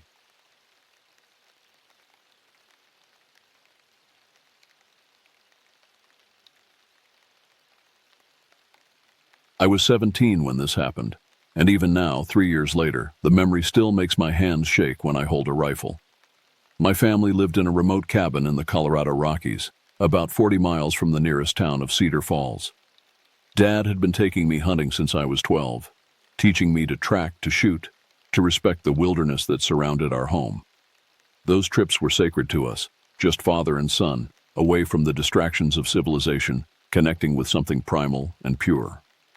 It was October 15th, 2021, when we planned what would become our last hunting trip together. The aspens were turning golden, painting the mountainsides in brilliant yellows and oranges. Dad had been planning this particular expedition for months, targeting a remote area called Devil's Canyon, about 15 miles northeast of our cabin. He'd heard reports of a massive elk herd moving through the area, and the promise of bagging a trophy bull had him more excited than I'd seen him in years. "This is going to be the trip, son," he told me as we loaded our gear into his old Ford pickup. "I can feel it in my bones." Dad was 45 then, a weathered man with calloused hands and eyes that could spot movement in the forest from a quarter mile away. He worked as a logger during the week, but hunting was his true passion. He knew these mountains better than most people knew their own neighborhoods, could navigate by landmarks and instinct, even when the trails disappeared. The drive to Devil's Canyon took us along increasingly narrow dirt roads, each turn taking us deeper into wilderness that felt untouched by human presence. The last road was barely more than 2 tire tracks through the undergrowth, branches scraping against the truck's windows as we bounced over rocks and fallen logs. As we drove, Dad told me stories about the area, how it got its name from the treacherous ravines that could swallow a man whole, how Native American tribes used to avoid it during certain seasons, claiming the spirits there were restless. I'd always dismissed these tales as local folklore, the kind of stories that grew around any isolated place. But as we descended into the canyon, with its towering pine trees blocking out most of the afternoon sun, I began to understand why people might feel uneasy here. The forest seemed different from our usual hunting grounds, quieter. The normal sounds of wildlife, birds calling, squirrels chattering, the rustle of small animals in the underbrush, were muted, as if the very air was thick enough to absorb sound. Even our truck engine seemed to run quieter, the rumble of the diesel motor becoming a whisper. When we finally reached our planned camping spot, a small clearing beside a crystal-clear stream, the sun was already beginning its descent toward the western peaks. Long shadows stretched across the ground, and the temperature was dropping fast. Dad parked the truck at the edge of the clearing, and we both climbed out, stretching muscles stiff from the bumpy ride. "Look at this place," Dad said, breathing deeply. "Nothing but wilderness for miles in every direction." He was right. Standing there in that clearing, surrounded by towering evergreens and jagged peaks, I felt the weight of isolation settle over us like a heavy blanket. Our cell phones had lost signal hours ago, and the nearest ranger station was at least 20 miles away on foot. If something went wrong out here, we were truly on our own. But that isolation was also part of the appeal. In a world increasingly connected and crowded, these wild places offered something rare: genuine solitude, the chance to test yourself against nature without safety nets or backup plans. Dad had taught me to see this not as a threat, but as a gift. As we began unloading our gear, I noticed something that made me pause. The clearing showed signs of previous use: a circle of blackened stones marking an old fire pit, some fallen logs arranged as makeshift benches. But what struck me as odd was how old these signs looked. The fire pit was filled with ash and debris that seemed like it hadn't been disturbed in years, maybe decades. Moss grew over parts of the stone ring, and the logs were rotting and covered in mushrooms. "When was the last time anyone camped here?" I asked Dad. He looked around, frowning slightly. "Hard to say. Could be years. That's what makes this spot so perfect. We've got it all to ourselves." But something about the abandoned campsite bothered me. If this was such a perfect hunting location, why hadn't anyone used it recently? The area should have been popular with hunters, especially during elk season, yet everything suggested the clearing had been untouched for a very long time. I pushed the thought aside and focused on setting up camp. We had a lot of work to do before dark, and the temperature was already dropping. Our breath was beginning to show in small white puffs, and I knew the night would be cold, probably below freezing. We worked efficiently, our movements coordinated by years of camping together. Dad set up our two-man tent while I gathered firewood and cleared the old fire pit. The familiarity of these tasks was comforting, a reminder that we knew what we were doing out here. We'd camped in conditions far worse than this, had weathered blizzards and thunderstorms in these mountains. As darkness began to creep through the trees, we got our fire going. The flames cast dancing shadows on the surrounding forest, creating an island of warmth and light in the growing darkness. We cooked a simple dinner of canned stew and instant coffee, the hot food warming us from the inside out. Sitting by the fire, listening to the crack and pop of burning wood, I began to feel more at ease. This was what hunting trips were supposed to feel like. Peaceful, primal, connected to something larger than ourselves. Dad seemed relaxed too, leaning back against one of the old logs and staring up at the stars that were beginning to appear between the pine branches. "Tomorrow's going to be a good day," he said quietly. "I can feel it." I nodded, sharing his optimism. We'd planned to start hunting at first light, working our way up the ridge on the far side of the canyon where Dad expected to find elk sign. The weather forecast called for clear skies and light winds. Perfect hunting conditions. But as I settled into my sleeping bag that night, listening to the sounds of the forest around us, I couldn't shake the feeling that something was watching us from the darkness beyond our campfire's reach. Every snap of a twig, every rustle of leaves made me tense, straining my ears for sounds that didn't belong. I told myself it was just normal hunting nerves, the hyper-awareness that came with being in wild country where predators roamed. Bears, mountain lions, wolves, they were all out there somewhere in the darkness. But this felt different somehow, more personal, as if whatever was watching had intelligence behind its gaze. Eventually, exhaustion overcame my unease, and I drifted off to sleep, lulled by the crackling of our dying fire and Dad's steady breathing beside me. I woke before sunrise, as was my habit on hunting mornings. The fire had burned down to glowing embers, and our breath formed clouds in the frigid air. Through the tent walls, I could see the faint gray light of dawn beginning to filter through the forest canopy. Dad was already stirring, and within minutes we were both up, moving with the quiet efficiency of experienced hunters. The morning routine was sacred to us, building up the fire, making coffee, eating a quick breakfast of oatmeal and dried fruit. We spoke in whispers, partly out of habit, and partly because the pre-dawn forest seemed to demand silence. Every sound we made, the scrape of a spoon against a metal cup, the rustle of gear being organized, seemed unnaturally loud in the still air. As the sky gradually lightened, the forest around us began to reveal itself in greater detail. In daylight, our campsite looked different, smaller somehow, more vulnerable. The ring of trees that had felt protective in the darkness now seemed to press in on us, their trunks like dark pillars supporting a roof of interwoven branches that blocked out most of the sky. Dad checked his watch, a battered military timepiece that had belonged to his father. "Sun'll be up in 20 minutes, he whispered. "We should head out soon." We finished our coffee in silence, then began the process of preparing for the hunt. Rifles were cleaned and loaded, ammunition checked and counted. We dressed in layers, thermal underwear, wool shirts, insulated jackets, waterproof outer shells. Our boots were treated leather, broken in over years of use, with aggressive treads for gripping on steep terrain. Dad spread out his topographical map on a flat rock, weighing down the corners with stones. The paper was laminated and marked with pencil notations from previous hunts, a record of successful spots and promising areas. He pointed to a ridgeline about 2 miles northeast of our camp. "We'll work our way up this drainage," he said, tracing a route with his finger. "Should intersect with game trails right about here. If we don't find fresh sign by noon, we'll circle back and try the south face." I studied the map, memorizing landmarks and escape routes. Dad had taught me to always know where I was in relation to camp, to never venture into country without understanding how to get back out. The topography here was complex. Steep ridges separated by narrow valleys with numerous side canyons that could confuse even experienced outdoorsmen.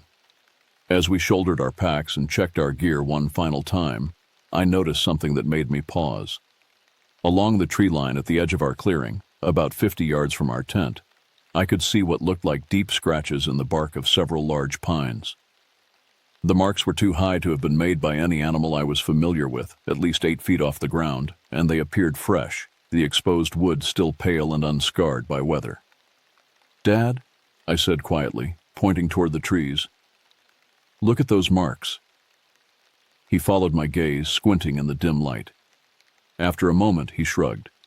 "Probably bears marking territory. Big grizzly can reach pretty high when he wants to." But something about the scratches bothered me. They were too regular, too deliberate, and they formed a pattern. 3 parallel gouges, about 6 inches apart, repeated on tree after tree along the perimeter of our clearing. It looked less like territorial marking and more like... I couldn't put my finger on what it reminded me of. "Should we be worried?" I asked. Dad considered this, then shook his head.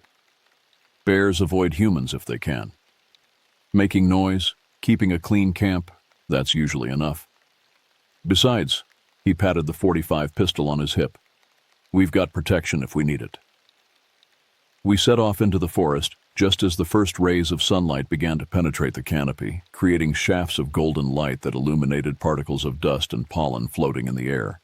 The forest floor was carpeted with pine needles and fallen leaves that muffled our footsteps, and the air was clean and sharp, carrying the scent of pine resin and damp earth. The trail we followed was barely visible, little more than a game path worn by deer and elk over countless seasons. It wound through dense stands of lodgepole pine and aspen, occasionally opening into small meadows where we could see patches of sky. Dad moved with the confidence of someone who'd spent decades in these mountains, reading the subtle signs that marked our route. Broken branches, disturbed earth, the way certain trees leaned in response to prevailing winds. We'd been walking for about an hour when we encountered the first sign that something was wrong. In a muddy section of trail beside a small stream, we found tracks. Boot prints in the soft earth, but unlike any I'd ever seen. They were huge, at least size 15, but shaped wrong somehow. The heel was too narrow, the toe area too wide, and there was something odd about the stride length that made my skin crawl. Dad knelt beside the tracks, studying them intently. "Hunter, maybe," he said, but his voice lacked conviction. "Big guy." "When do you think these were made?" I asked. "Hard to say. Could be yesterday, could be last week. Ground's been soft since the rain." But as we continued up the trail, we found more tracks, and they all told the same disturbing story. Someone, or something, had been moving through this area recently, and whoever it was had been following the same route we were now taking. The tracks appeared at regular intervals, always in the muddiest spots where they would show clearly, as if they'd been deliberately placed for us to find. The pattern of the stride bothered me more than anything else. It was too long for a normal human gait, suggesting either someone extraordinarily tall or something that moved in a fundamentally different way than people did. And there was something about the depth of the impressions that suggested enormous weight, far more than even a large man should carry. We reached the ridgeline around mid-morning, emerging from the dense forest onto a rocky outcropping that provided a commanding view of the valley below. The sight was breathtaking, miles of unbroken wilderness stretching to the horizon, with snow-capped peaks rising in the distance like ancient sentinels. But the beauty of the scene was overshadowed by what we found at the edge of the overlook. Someone had been here before us, and recently. The evidence was unmistakable, a small fire pit built from loose stones, still containing cold ashes. Nearby, we found the remains of what might have been a meal, bones scattered around the fire, picked clean and cracked open. But these weren't the remains of normal camp food.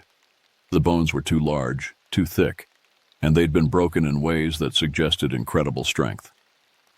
"What do you think killed this?" I asked, holding up what looked like a femur from a large animal. Dad examined the bone, his expression growing increasingly troubled. "Could be a bear kill, or maybe wolves." But we both knew that wasn't right. The bones showed no tooth marks, no signs of being gnawed by scavengers. Instead, they looked like they'd been deliberately broken, the marrow extracted with surgical precision. And the sheer number of bones suggested an animal much larger than anything that lived in these mountains. Elk, maybe, but bigger than any elk I'd ever seen. We spent several minutes examining the site, trying to piece together what had happened here. The fire had burned hot enough to crack some of the stones in the ring. Whoever had built it had known what they were doing, had taken time to construct it properly. But why build a fire on this exposed ridge, where it could be seen for miles? As we prepared to leave the overlook and continue our hunt, I noticed something that made my blood freeze in my veins. Carved into a nearby aspen tree about 7 feet off the ground was a symbol I'd never seen before, a complex pattern of intersecting lines that seemed to writhe and shift when I looked at it directly. The carving was fresh, the bark around it still weeping sap, and it had been cut deep into the wood with something incredibly sharp. "Dad," I called softly, "you need to see this." He joined me at the tree, staring up at the symbol with growing alarm. Neither of us could identify what it meant, but there was something inherently disturbing about its design, something that made us both want to look away. "We should head back," Dad said quietly. "Something's not right here." For the first time since we'd arrived in Devil's Canyon, I heard uncertainty in his voice. Dad was not a man easily shaken. He'd faced charging bears, survived blizzards, navigated treacherous terrain in conditions that would have killed less experienced outdoorsmen. But something about this place, about the accumulating evidence that we weren't alone, had gotten under his skin. As we made our way back down the ridge, retracing our steps toward camp, I couldn't shake the feeling that we were being watched. Every shadow between the trees seemed to hide a lurking presence. Every sound made me jump and spin around, rifle ready. The forest that had seemed so peaceful at dawn now felt hostile, alien, as if we'd stumbled into territory where humans weren't welcome. The descent should have taken us an hour, but we made it in 45 minutes, our pace quickened by growing unease. When our campsite came into view through the trees, we both felt a surge of relief. The familiar sight of our tent, the cold fire pit, the truck parked at the edge of the clearing, these things represented safety, civilization, a connection to the world we understood. But as we approached the camp, Dad suddenly stopped, holding up his hand for silence. Something was wrong. I followed his gaze and felt my heart skip a beat. Our campsite had been visited while we were gone. The evidence of intrusion was subtle, but unmistakable to eyes trained in wilderness awareness. Our tent, which we'd left securely zipped and properly staked, now showed signs of examination. The rainfly was slightly askew, pulled away from the tent body in a way that suggested someone had lifted it to peer underneath. More disturbing, the zipper pulls hung at different positions than we'd left them, small details that might escape a casual observer. But Dad and I had developed habits of precision over years of camping in country, where attention to detail could mean the difference between life and death. "Stay alert," Dad whispered, unshoulder his rifle and working the bolt to chamber around. Could still be around.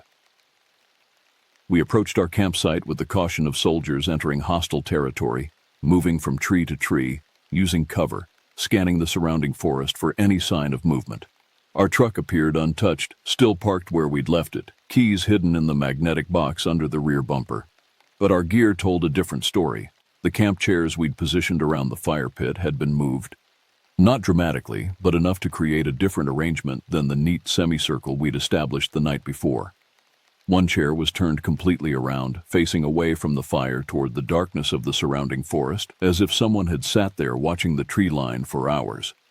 Our food supplies, stored in a locked metal bear box, remained secure, but the box itself had been moved several feet from its original position.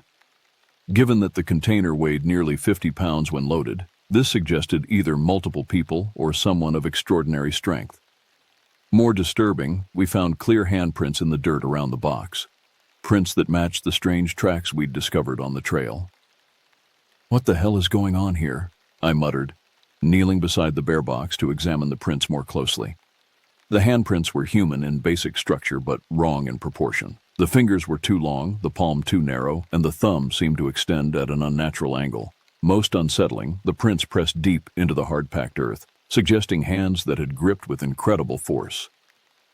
Dad was conducting his own examination of the campsite, moving in careful circles, reading the ground like a book. His face grew increasingly grim as he discovered more evidence of nocturnal visitors. Boot prints circled our tent multiple times, suggesting someone had walked around our shelter repeatedly while we slept. The thought made my skin crawl. We'd been unconscious and vulnerable while unknown intruders moved freely through our camp. "How many?" I asked. "Hard to say. Maybe one person, maybe more. Whoever it was knew how to move quietly. Most of these prints are in soft spots where they'd show clearly, but I'm not finding much sign in the harder ground." This observation was particularly disturbing.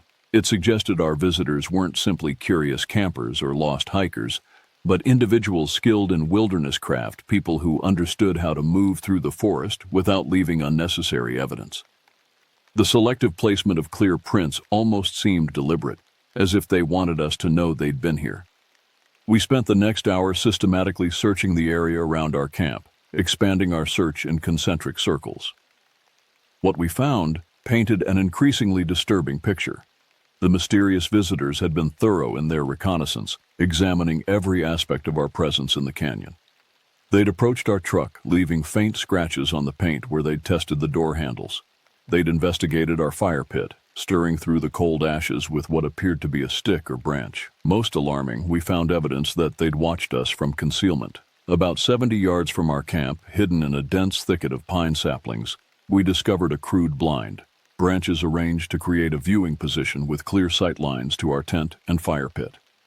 The ground showed signs of prolonged occupation, with compressed vegetation and several cigarette butts scattered around the position. The cigarette butts were a revelation, proof that we were dealing with human intruders rather than animals, but they raised as many questions as they answered. The brand was unfamiliar, hand-rolled rather than manufactured, and they had an odd smell when Dad examined them. Not tobacco, but something earthier, more organic. "Local Indians, maybe?" I suggested, though even as I said it, I knew it sounded weak. Dad shook his head. "Native tribes around here don't use this area for hunting, haven't for generations. Besides, this doesn't feel like traditional activity." He was right. There was something fundamentally wrong about the evidence we were uncovering, something that suggested purposes we couldn't understand. The methodical examination of our camp, the deliberate placement of clear tracks, the hidden observation post, it all suggested planning and intelligence, but directed toward goals that remained opaque. As we continued our search, the forest around us seemed to grow more oppressive. Clouds had moved in while we'd been investigating, blocking out the sun and casting everything in gray shadow. The temperature was dropping and a wind had picked up, causing the trees to creak and sway in ways that created constant movement in our peripheral vision. We found the final piece of evidence about 100 yards north of our camp, in a small clearing beside the stream where we'd collected water the night before. Someone had constructed what could only be described as a shrine, a careful arrangement of animal bones, stones, and organic materials that formed a complex pattern on the ground. At the center of the arrangement sat a human skull, bleached white and obviously old, its empty sockets seeming to stare directly toward our campsite. The skull was the most disturbing element, not just because of what it represented, but because of its condition. It showed no signs of trauma, no bullet holes or impact damage that might suggest an accidental death. Instead, it appeared to have been carefully cleaned and preserved, treated with something that had given the bone an almost translucent quality. "We need to leave," Dad said quietly, staring at the grotesque arrangement. "Right now."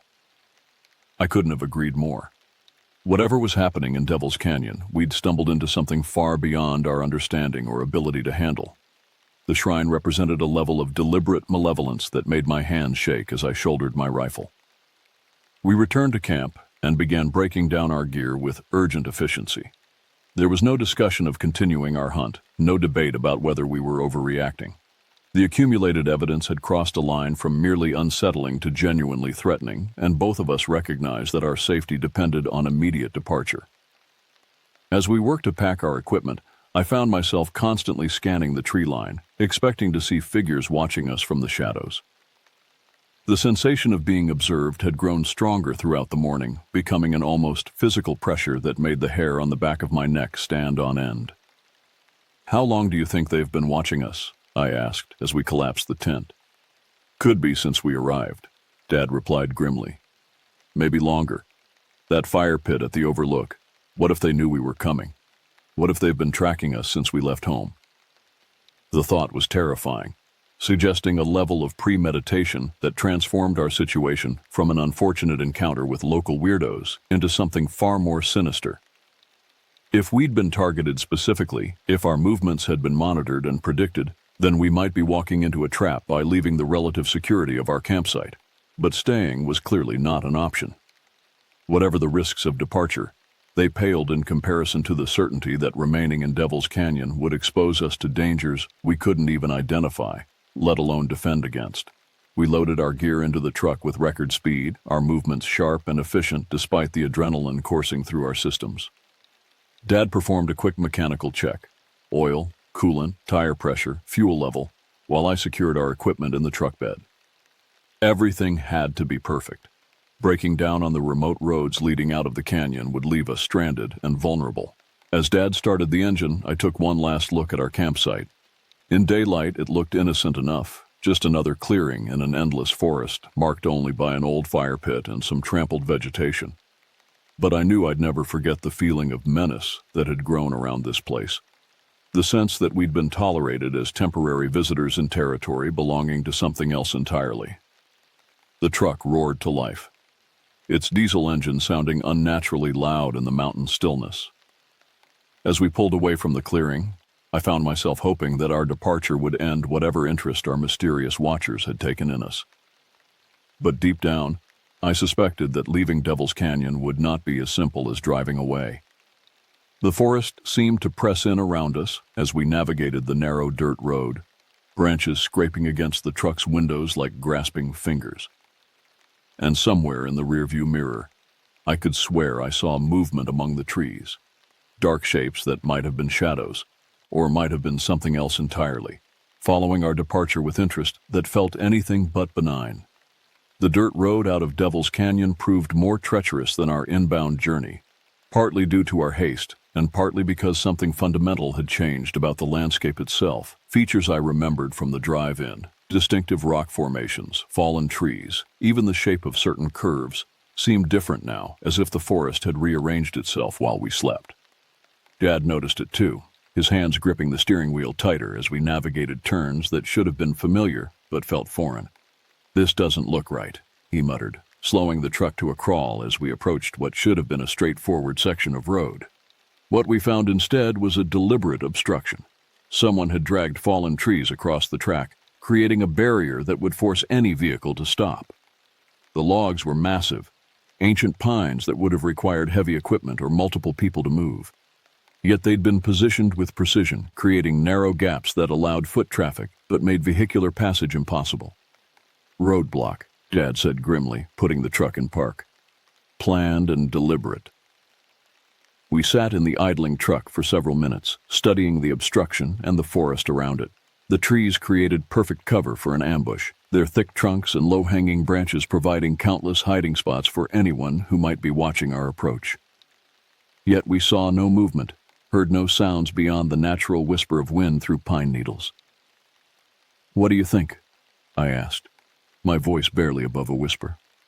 Dad checked his sidearm, then reached behind the seat for his rifle. "We clear the road, fast and careful. You watch the tree line while I move the logs."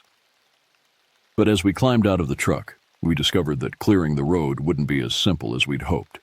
The logs weren't just blocking our path, they'd been deliberately secured in place with heavy-gauge wire, twisted tight around anchor points driven deep into the ground. Someone had invested significant time and effort in making this barrier as permanent as possible. More disturbing, we found evidence that we weren't the first travelers to encounter this obstruction.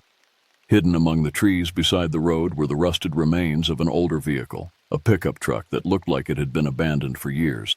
Its tires were flat, its windows spider-webbed with cracks, and vegetation was beginning to reclaim its body.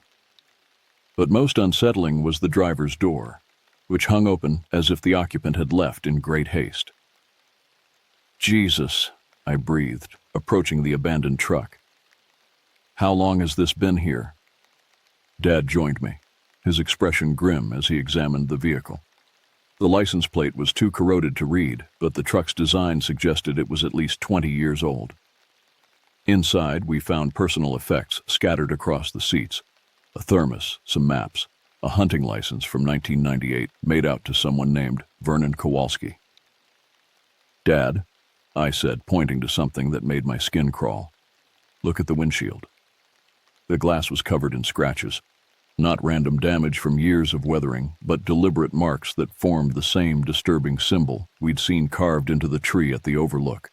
The scratches had been made from inside the vehicle, as if the driver had clawed at the glass in desperation, trying to mark something important before what? We found our answer in the truck bed, hidden under a tarp that had somehow survived decades of mountain weather. Scattered across the metal surface were dozens of bones, human bones, sorted and arranged with the same methodical precision we'd seen in the shrine near our campsite. Among them, we found a wallet containing Vernon Kowalski's identification, a photo of a smiling family, and a note written in increasingly erratic handwriting. Dad read the note aloud, his voice barely steady. "They're everywhere, watching, following, can't leave, roadblocked. God help me, they're not human. If someone finds this, don't come looking, run, get out while you still can." The message was dated September 15th, 1998, over 20 years ago. Vernon Kowalski had encountered the same mysterious presence we'd discovered, but unlike us, he'd never made it out of Devil's Canyon. The implications were terrifying. How many other hunters, campers, hikers had disappeared in this remote area over the years? How many vehicles lay hidden in the forest, their occupants reduced to carefully arranged bone collections? "We're walking out," Dad said quietly, folding the note and putting it in his pocket. "Right now." I wanted to argue, to suggest we could find another route or somehow clear the roadblock, but the evidence before us made such hopes seem naive. Whatever controlled this territory had been operating for decades, perfecting methods for trapping and disposing of intruders. Our truck would only slow us down, make us easier targets. We grabbed essential gear from the vehicle, water, first aid kit, map and compass, ammunition, and began the long hike out of the canyon. The main road was 12 miles away, all of it through increasingly difficult terrain. Under normal circumstances, it would have been a challenging but manageable day hike. But these were far from normal circumstances. As we set off on foot, I noticed something that made my blood run cold. The forest around us was completely silent. No birds sang in the trees, no squirrels chattered warnings, no insects buzzed in the underbrush.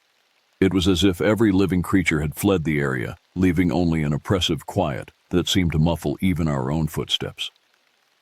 We'd been walking for about an hour when we encountered the first antler. It was mounted on a broken tree branch at head height, positioned directly beside the trail where it couldn't be missed. The antler was massive, from a bull elk that must have been enormous in life, but it had been modified somehow, sharpened into points, and carved with the same disturbing symbols we'd seen elsewhere. "Warning marker," Dad said grimly. "Territory boundary." But as we continued along the trail, we found more antlers. They appeared at regular intervals, each one larger and more elaborately modified than the last. Some had been bleached white, others painted with what looked like dried blood.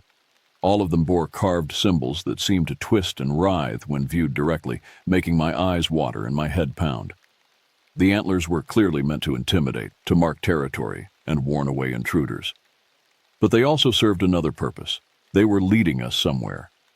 The trail of antlers curved away from the direct route out of the canyon, guiding travelers toward some unknown destination deeper in the wilderness. "We're not following their breadcrumbs," Dad said firmly. "We stick to the game trail, head straight for the main road."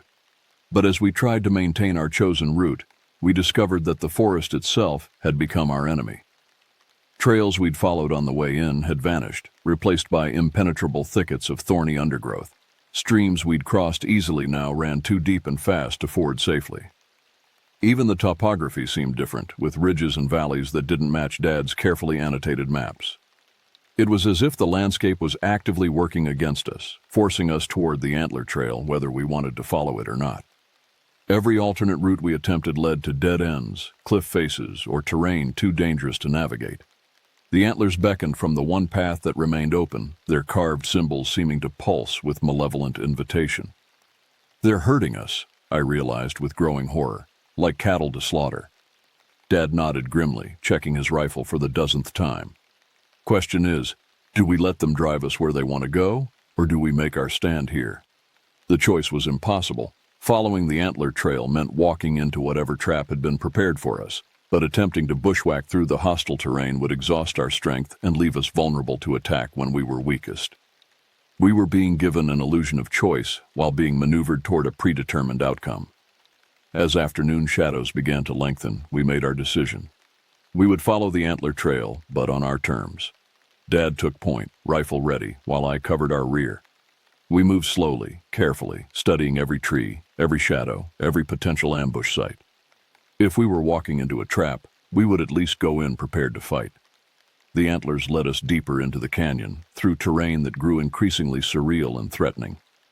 The trees here were different, older, more gnarled, their branches forming unnatural patterns that hurt to look at directly. The very air seemed thicker, charged with a malevolent energy that made our skin crawl and our hearts race. And always, we felt the sensation of being watched. Not the casual observation of wildlife, but the focused attention of intelligent beings studying our every move, analyzing our strengths and weaknesses, waiting for the perfect moment to strike. The antler trail was leading us somewhere specific, and with each step, I became more certain that we would not like what we found at its end. The antler trail led us through increasingly alien terrain, where the familiar rules of mountain ecology seemed suspended. Trees grew in perfect circles around bare patches of earth, their branches intertwining overhead to form natural cathedrals that blocked out the sky. Flowers bloomed out of season, their colors too bright, too intense, like drops of neon paint scattered across the forest floor. Even the rocks seemed wrong, arranged in patterns that suggested intelligence but followed no geometry I could understand. As the sun began its descent toward the western peaks, casting long shadows between the trees, we reached what could only be described as an amphitheater. The forest opened into a natural bowl carved from the mountainside, its walls lined with towering pines that formed perfect sightlines to a flat area at the center. The space felt ancient, sacred, like a place where significant events had unfolded for centuries. At the center of the clearing stood a structure that made my breath catch in my throat. It was built from bones, thousands of them, arranged in complex geometric patterns that rose nearly 20 feet into the air. Human skulls formed decorative elements at key points, their empty sockets seeming to track our movement as we approached. The entire construction was held together with sinew and wire, creating a monument to death that dwarfed anything we'd encountered so far. "God almighty," Dad whispered, his voice barely audible. "What is this place?" The bone structure wasn't random. It had been carefully planned and executed by someone with both architectural knowledge and unlimited access to human remains. The base was a perfect circle, with spokes radiating outward like the points of a compass. Vertical elements rose at calculated intervals, connected by horizontal beams that formed complex patterns when viewed from different angles. But it was the smell that truly revealed the horror of what we'd discovered. The air was thick with the stench of decay, not the clean decomposition of natural death, but something fouler, more deliberate.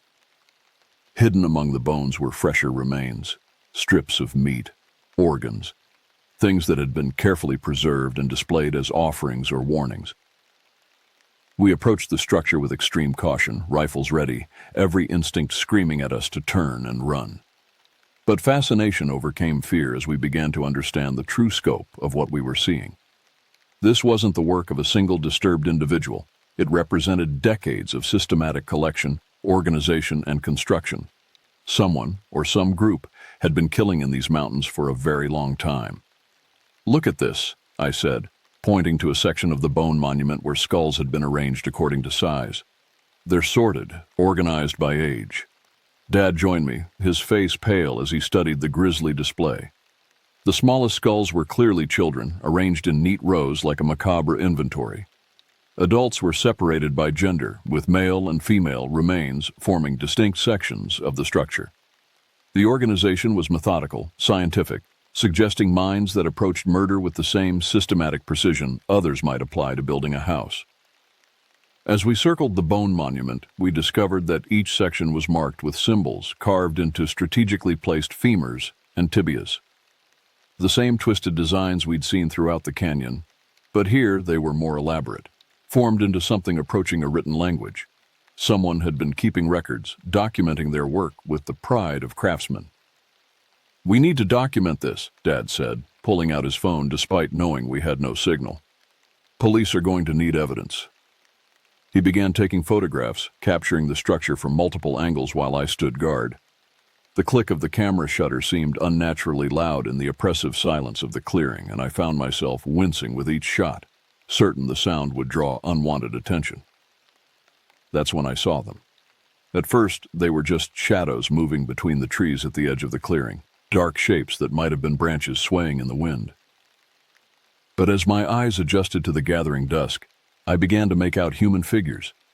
Tall, impossibly thin, they moved with a fluid grace that seemed unnatural, their limbs bending at angles that suggested either extreme flexibility or broken bones. "Dad," I whispered urgently, "we've got company." He looked up from his photography, following my gaze to the tree line. What he saw made him freeze, the camera hanging forgotten in his hands. They were emerging from the forest now, stepping into the fading light of the clearing with the confidence of predators in their own territory. There were 7 of them, arranged in a loose semicircle that would soon surround our position. In the dim light, it was difficult to make out details, but what I could see made my stomach churn. They wore clothing of some kind, but it hung in tatters from frames that seemed stretched beyond normal human proportions. Their skin was pale, almost translucent, and their movements suggested a familiarity with the bone monument that was deeply disturbing. The tallest figure, clearly the leader, raised one elongated arm and pointed directly at us. When it spoke, its voice carried clearly across the clearing despite the obvious distance.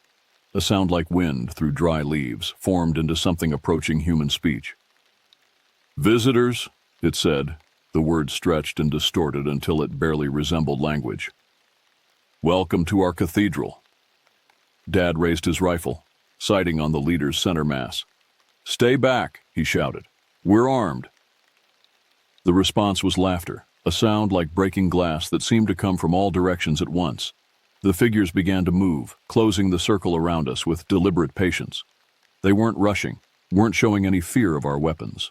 Instead, they moved with the confidence of beings who had performed this ritual many times before. "Weapons are useless here," the leader continued, its voice growing stronger as it approached. "This is sacred ground, consecrated by blood. Your blood will join the foundation." I could see them more clearly now, and what I saw defied rational explanation. They had once been human, that much was clear from their basic anatomy. But something had changed them, stretched them, twisted them into forms that retained human intelligence while abandoning human limitations. Their fingers ended in claws that looked sharp enough to cut steel, and their teeth had been filed into points that gleamed wetly in the dying light. "The canyon chooses who may leave," another voice called from the shadows. "The canyon has not chosen you." They were close enough now that I could smell them, a mixture of decay and something else, something chemical that burned my nostrils and made my eyes water. It was the smell of preservation, of bodies that had been treated with substances that prevented normal decomposition while allowing consciousness to persist. Dad fired a warning shot into the air, the rifle's report echoing off the canyon walls like thunder. For a moment, the figures paused, but rather than retreating, they seemed amused by the display. "Noise," the leader observed. "How delightfully primitive." That's when I realized the true horror of our situation. These weren't wild animals or deranged humans operating on instinct. They were intelligent, organized, and completely confident in their ability to handle any resistance we might offer. They had been doing this for decades, perfecting their methods, learning from each encounter. We weren't their first armed visitors, and we certainly wouldn't be their last. "Run." Dad said quietly, never taking his eyes off the approaching figures. On three. Head for the trees on the north side. I'll cover you. I'm not leaving you, I replied, though my voice shook with terror. You'll do as I say, he said firmly. Someone needs to get out, needs to tell people what's happening here, that's you. The figures were less than 50 yards away now, moving with that same fluid grace that defied normal human locomotion. In the gathering darkness, their pale skin seemed to glow with phosphorescent light, and their eyes reflected what little starlight penetrated the forest canopy. 1. Dad counted quietly. I gripped my rifle tighter, knowing that running would likely mean abandoning him to a fate too horrible to contemplate. But staying would mean both of us becoming additions to their bone cathedral, our remains carefully sorted and incorporated into their grotesque monument. 2. The leader raised its hand again, and the other figures stopped their advance. For a moment, the clearing was frozen in tableau, predators and prey facing each other across ground consecrated by decades of murder. 3. The moment Dad shouted 3, everything erupted into chaos. I broke left toward the tree line while Dad opened fire on the approaching figures, his rifle cracking repeatedly in the confined space of the amphitheater. The muzzle flashes lit up the clearing in stark, strobing light, revealing glimpses of our pursuers that my mind struggled to process. They moved unlike anything human, flowing between the gunshots with liquid grace, their elongated limbs bending in ways that defied anatomy. Dad's shots were finding targets. I could see the impact of bullets striking flesh, but the figures absorbed the damage without slowing, dark fluid streaming from wounds that should have been fatal. Go, go, go, Dad shouted, working the bolt of his rifle to chamber fresh rounds. I reached the tree line just as the first of our pursuers closed with Dad. Even from 30 yards away, I could hear the sound of claws on metal as it tried to tear the rifle from his hands. He rolled away, drawing his sidearm and firing point blank into the creature's torso.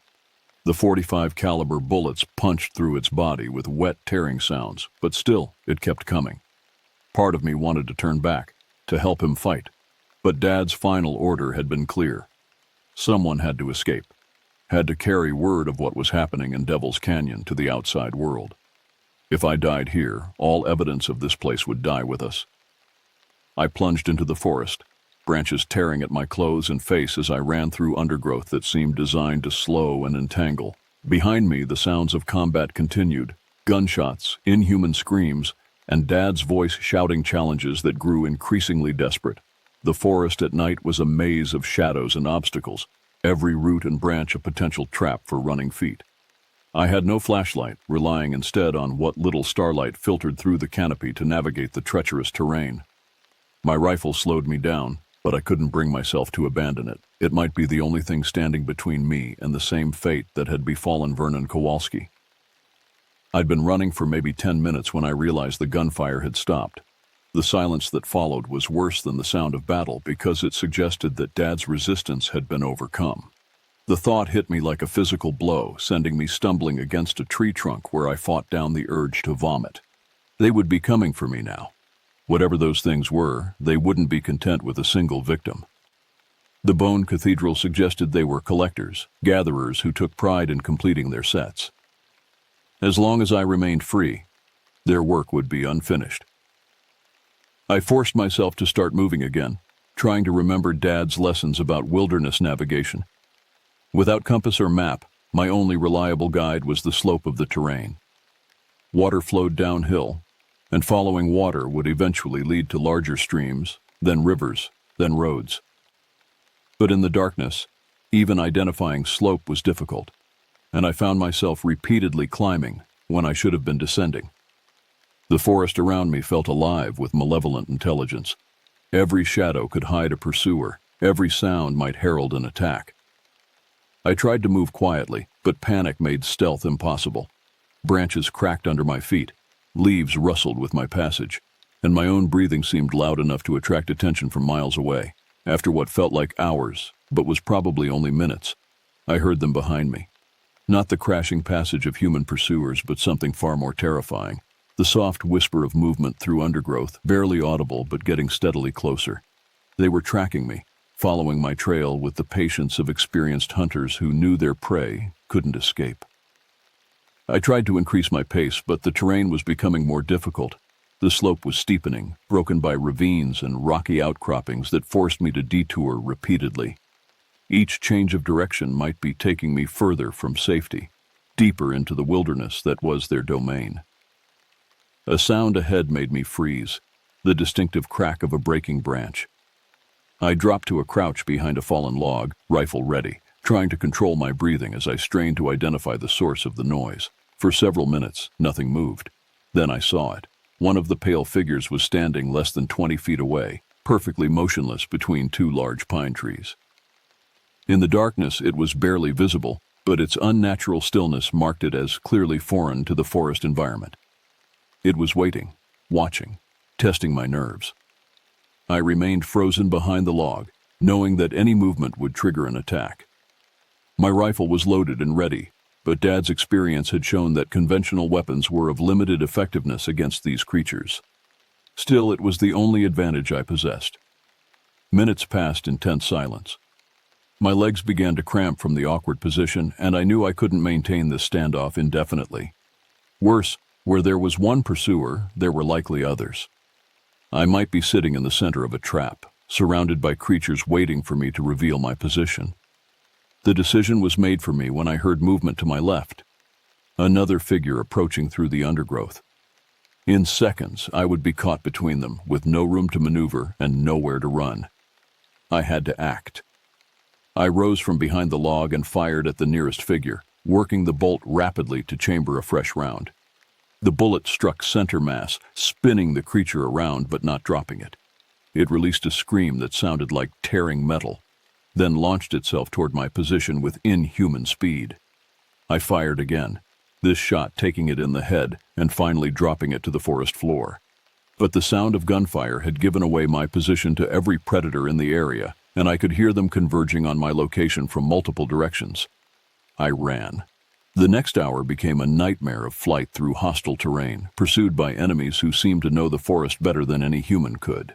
They herded me like wolves hunting deer, appearing at strategic points to cut off escape routes, forcing me to move in directions they chose. I was being driven somewhere specific, toward some predetermined destination. My ammunition was running low. Only a handful of rounds remained in my rifle, with perhaps a dozen more in my jacket pockets. At the rate I was encountering pursuers, I would be defenseless within minutes. But still, I ran, driven by the desperate hope that I might reach help before my resources were exhausted.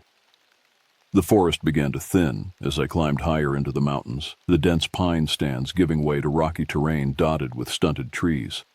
The change in environment offered both advantages and disadvantages. Better visibility but less cover, easier movement but nowhere to hide. It was in this rocky landscape that I made my final stand. I reached the edge of a cliff just as dawn began to break over the eastern peaks, painting the sky in shades of gray that barely illuminated the nightmare landscape below. Behind me, the rocky face dropped away into darkness, a fall that would certainly be fatal. Ahead, the pale figures emerged from the tree line with the confidence of predators who had cornered their prey. There were 5 of them now, moving with that same fluid grace that defied human anatomy. In the growing light, I could see them more clearly than ever before, and the sight made my hands shake as I raised my rifle. They had once been human. That much was undeniable, but something had transformed them into creatures that retained intelligence while abandoning humanity. Their skin was translucent, revealing the dark network of veins beneath. Their limbs were elongated beyond normal proportions, joints bending at angles that should have been impossible. Most disturbing were their faces, which retained enough human features to be recognizable while being utterly alien in expression. Their eyes were completely black, reflecting light like polished obsidian, and their mouths were filled with teeth that had been filed into sharp points. "End of the trail," the leader said, its voice carrying clearly across the rocky ground. "Nowhere left to run." I backed against the cliff face, rifle trained on the nearest figure. "What do you want?" I demanded, though I already knew the answer. "What we have always wanted," it replied. "What the canyon demands. Blood for the foundation, bone for the cathedral." They began to spread out, moving to flank my position. I had perhaps 3 rounds left in my rifle, with maybe 8 more in my pocket. Against 5 opponents who had demonstrated resistance to conventional weapons, the mathematics were hopeless. "Your father fought well," another voice added with what might have been admiration. "His strength was impressive. His bones will hold a place of honor in our construction." The mention of Dad sent rage coursing through my system, temporarily overwhelming the fear that had been driving me through the night. These things had killed him, had added his remains to their grotesque monument, and they were speaking of it like some kind of honor. "You murdered him," I said, surprised by the steadiness in my own voice. "We transformed him," the leader corrected, "as we will transform you. Death is only the beginning of service to the canyon." They were close enough now that I could smell them, that mixture of decay and chemical preservation that had marked them from our first encounter. Up close, their unnatural nature was even more apparent. These weren't living beings in any sense I understood, but something that existed in the space between life and death. I fired my first shot at the leader, the bullet striking it in the chest and staggering it backward. Dark fluid sprayed from the wound, but within seconds the creature was advancing again, the hole in its torso already beginning to close. "Futile," it observed. "We are beyond such simple harm." My second shot took another figure in the head, dropping it to the rocky ground, but even as it fell, I could see movement in the wound, tissue beginning to knit itself back together with unnatural speed. The third shot went wide as the remaining figures rushed my position simultaneously. I had time to chamber one more round before the first creature reached me, its clawed hands grasping for my throat. I fired point blank into its face, the muzzle flash searing my own eyes. The impact destroyed most of its head, sending it tumbling backward, but the others kept coming. I swung the rifle like a club, the steel stock connecting with bone and flesh that felt wrong under the impact. Claws raked across my jacket, tearing through the heavy fabric and scoring the skin beneath. I rolled away from the cliff edge, using the rifle's length to keep some distance between myself and my attackers. But they were faster, stronger, and completely without fear. One of them grabbed the rifle barrel, its superhuman strength threatening to tear the weapon from my hands. I held on desperately, using the creature's grip to pull myself closer before driving my knee into what I hoped was a vulnerable area. The impact sent it staggering, but others were closing in from different angles. That's when I heard the helicopter. The sound was faint at first, barely audible over the sounds of combat, but it grew steadily stronger. Someone was coming. Rescue, or at least witnesses to what was happening in Devil's Canyon. The pale figures heard it too, their black eyes turning skyward with what might have been concern. "Impossible," the leader hissed, its voice losing some of its earlier confidence. "No one comes to the canyon. No one finds this place unless we allow it." But the helicopter was definitely real, its rotor noise echoing off the canyon walls as it approached our position. I used the distraction to break free from my attackers, scrambling across the rocky ground toward a position where I might be visible from the air. The pale figures seemed uncertain for the first time since our encounter began. They moved with less coordination, their attention divided between me and the approaching aircraft. Whatever power they wielded in Devil's Canyon, it apparently didn't extend to controlling the outside world's intrusion into their territory. I reached into my jacket and pulled out the emergency whistle Dad had insisted I carry, a device designed to signal rescue aircraft. The shrill blast cut through the morning air, hopefully loud enough to guide the helicopter to our exact location. The response was immediate. The helicopter changed course, swinging toward the cliff where I stood. Below its cockpit, I could see the distinctive markings of the Colorado State Patrol, and hanging from its side was rescue equipment that suggested this wasn't a routine flight. The pale figures were retreating now, moving back toward the tree line with obvious reluctance. Whatever they were, whatever power had sustained them in the depths of the canyon, they apparently couldn't operate openly in the presence of official witnesses. "This isn't over," the leader called as it reached the edge of the forest. "The canyon remembers. The canyon always remembers."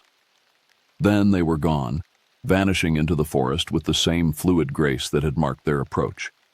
Within seconds, it was as if they had never existed, leaving me alone on the rocky ground with my torn clothes and empty rifle as the only evidence of what had transpired.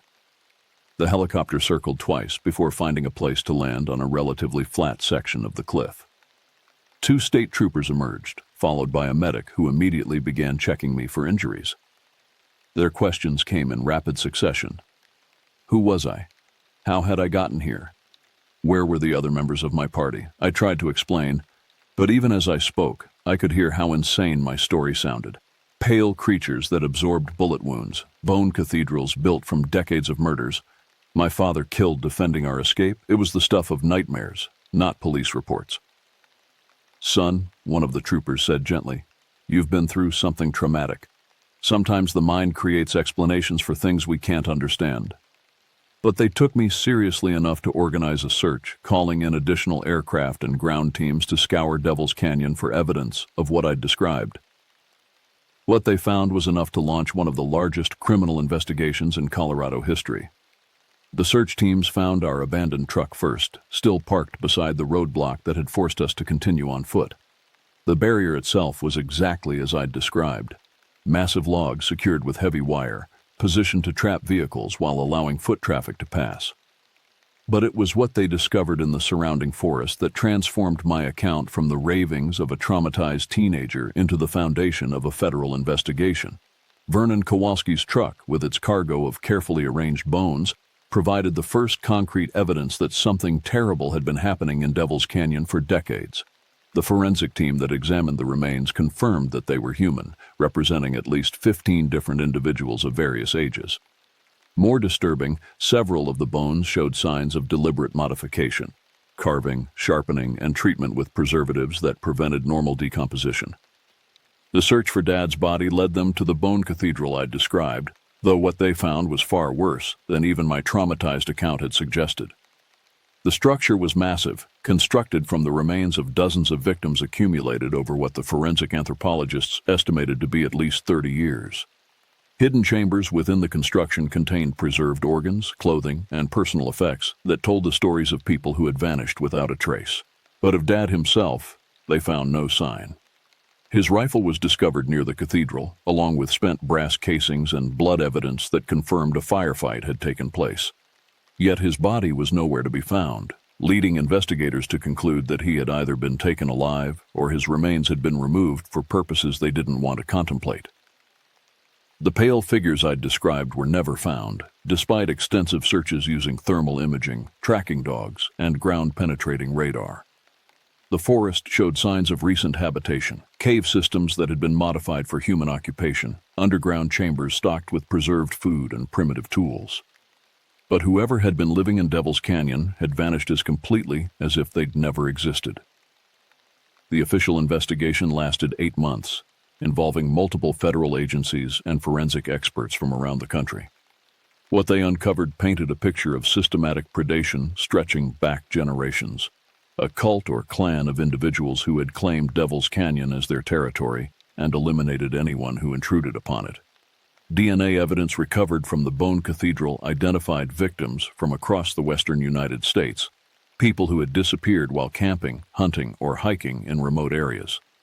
Missing persons cases dating back to the 1970s were suddenly connected to the horrors found in that isolated canyon, providing closure for families who had spent decades wondering about the fate of their loved ones. But many questions remained unanswered. Who were the perpetrators? How had they evaded detection for so long? Most importantly, where had they gone, and would they strike again elsewhere? I spent 3 weeks in a Denver hospital, recovering from exposure, dehydration, and the psychological trauma of what I'd witnessed. The doctors were amazed that I'd survived at all, given the conditions I'd endured and the distance I'd covered on foot. But they had no explanation for some of the evidence I'd brought out with me, scratches on my jacket that showed no sign of tearing, as if the fabric had been cut with blades sharper than any known tool. The media attention was overwhelming.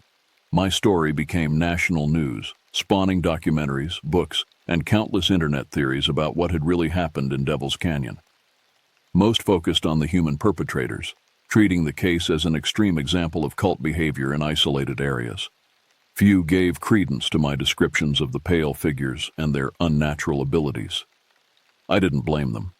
If I hadn't lived through it myself, I wouldn't have believed it either. Mom and I moved away from Colorado 6 months later, unable to live in the shadow of the mountains that had taken Dad from us.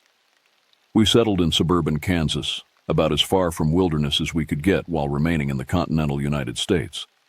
I finished high school there, went to college, got a job in information technology that kept me firmly in the world of concrete and steel.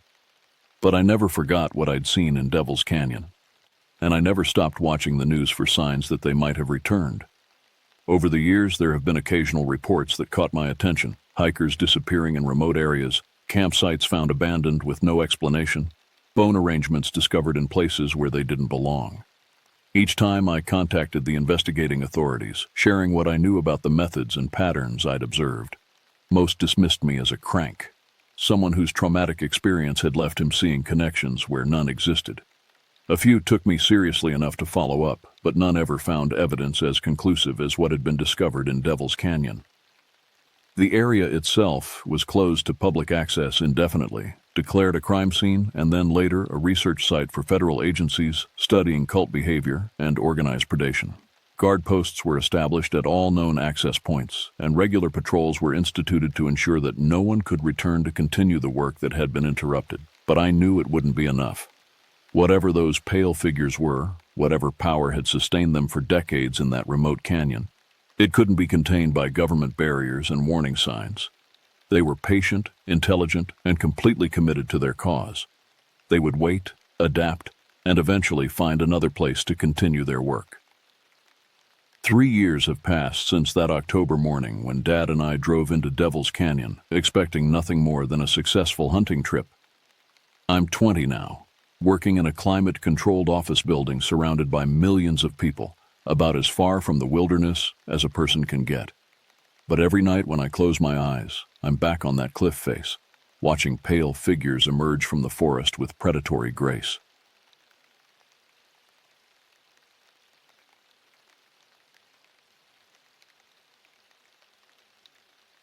The story I'm about to tell you only a few people close to me have ever heard. However, I never actually explained in detail what happened that night to absolutely anyone. I live next to Yellowstone National Park, which itself draws millions of tourists each year. Part of the reason I'm writing this is merely a warning to people who decide to visit during the summer months. Last year in the summer of 2020, some buddies and I decided to go have a night out and do some camping out near a spot we've been to multiple times in the past. After all, this was right after things started to go back to normal again, concerning the Rona. I decided to head up to the camp spot early, in an effort to make sure my gear was still set up from earlier that day. I wanted to make sure my spot was reserved, as it's first come, first serve. Therefore, with everything in hand, I left my house right before sunset. We were all supposed to meet up within the hour, so I didn't really have any concerns of being alone. I began my 30-minute drive up to the location. When I finally made it there, I immediately noticed my tent and everything inside was gone. Now I'd stake the tent down in multiple areas, just be sure it stayed for the period I was gone. Inside was my sleeping bag and a few other miscellaneous items, which I left just to keep it weighed down. However, everything, and I mean literally everything, had disappeared as if it had never been there. I looked around and even the stakes and rocks I placed on the outside were missing. Right away I knew something was wrong because I didn't see any campers on the way up either. Keep in mind I do not have cell service out here as it's a couple miles back into the wilderness. I decided to drive back down from where I came from to get some service. I needed to get a hold of my friends to let them know what happened. I wasn't happy with the situation at all, and I knew that whoever took my stuff was probably still in the area. It had only been there for an hour or two. However, when I got a hold of my friends, they insisted that I stayed and at least hung out for a few hours, as it had taken us weeks of planning. Once I made sure everyone arrived, I then decided to go around the area, searching for any signs of footprints or indicators that maybe these people were close by, the ones that messed with my stuff. As you can guess, I wasn't able to find anything. Eventually, I played it off, deciding I would just look for it in the morning. I could contact the Forest Service to report it missing too. I also didn't want to ruin the party for everyone and decided to stay. In hindsight, this was by far one of the worst decisions I could have ever made. As the night went on, everything seemed fine. Around 1 or 2 in the morning, most of my friends decided to call it a night. I ended up sleeping in my truck. This was perhaps one of the better decisions I made that night, that along with always making sure to bring my bear spray and sidearm for protection from unexpected guests. Eventually, I fell asleep. However, it's important to note that I was still a bit on edge. aggravated by my things being stolen and suspicious of whoever may have done it. I decided to leave my window rolled down a bit, just in case I heard anything creep up on us in the middle of the night. After about 2 hours of sleep, my worst nightmare came true. At first I heard something moving around outside the campsite. This was enough noise to wake me up, and right away I froze, not moving whatsoever. My lack of movement was partly due to the fact that whatever was making the noise seemed to be huge, not just a raccoon or a smaller creature. I sat there, paralyzed, listening intently to whatever was happening outside of our camp. My next thought was that it was a bear. We'd had sightings of bears recently in the area. At one point, I swear it could have only been 20 to 30 yards away from me. Another key point I noticed was that there was absolutely no other sounds. Usually there are grasshoppers or birds, but it was complete and utter silence. In the wild, that's never a good sign. Usually it means there's a larger predator or something of the like in the area. Meanwhile, it's pitch black out, and our fire had completely gone out by then. After about 15 minutes of not hearing anything, I figured I just needed to stop being paranoid. But just as I was about to fall back to sleep, I saw something to the right of our campsite. It was just a few yards away from the fire pit, and probably about 20 yards from me. To my absolute horror, it was a person. I immediately freaked out. This was no average person either, let alone the fact that it's 3 or 4 in the morning, and you're in someone else's campsite. This person was wearing what I made out to be some kind of mask. I got a very good look at whoever it was. The mask on their face was of a deer skull. They also wore a black robe. Seeing this, I sure didn't want to leave my truck to confront this person, so I did what else I thought was best. I turned my truck on and began honking the horn until all my friends were awake. I rolled down the window and told them we need to get out of here immediately. After seeing what I saw, they did exactly that. Meanwhile, this suspicious figure hasn't moved. Just as I thought it was bad, the situation got even worse. More of these figures began appearing in front of us through the trees. They wore the same outfits as mentioned earlier, but with a multitude of different masks. I put my truck into reverse and began speeding away once everyone was inside. As we pulled away, those figures began to walk closer and closer. Luckily, I was able to drive out of there just in time. As I began to speed down the road, 3 more of the figures appeared out from the side of the truck. This time they had a dog, and a lot of them were acting way more aggressive than the previous ones. They began throwing rocks at the truck, chasing after us. At one point, they were literally right next to my passenger window until I accelerated even more and eventually lost them. As I looked back in my mirror, I saw only one figure left, just simply peeking and staring at me from behind a tree. That image is forever seared into my mind. From that night on, I refused to ever go back up there. I've never ever spoke of this to anyone. Even when I was around my friends that experienced this, we never brought it up around each other. It's been over a year now since this happened, and well, all I can say is that these people seem to be in some sort of cult. I've heard other stories about similar events happening and even cattle completely disappearing. It's very barbaric, and you wouldn't think that such a beautiful national park that attracts so many people year-round would have such a dark and disturbing secret. My advice to anyone that decides to travel to these mysterious and preserved parks of intrinsic beauty would be to always bring protection of some kind. Likewise, make sure you let others know about your plans and never go alone, if you can avoid it. There are hundreds of missing person rep across the national parks inside the U.S., and I could have very well become one of them if I had ended up staying a few minutes too long. Nature has a way to attract very different types of people. Some want to explore and push themselves to their limits. Meanwhile, some simply don't want to be seen, and they lurk in the darkness of the night. A former Green Beret once told me the key to survival was always being aware of your surroundings, listening to your instincts. If a particular situation doesn't feel right, chances are there really is something wrong. Stay safe, everyone.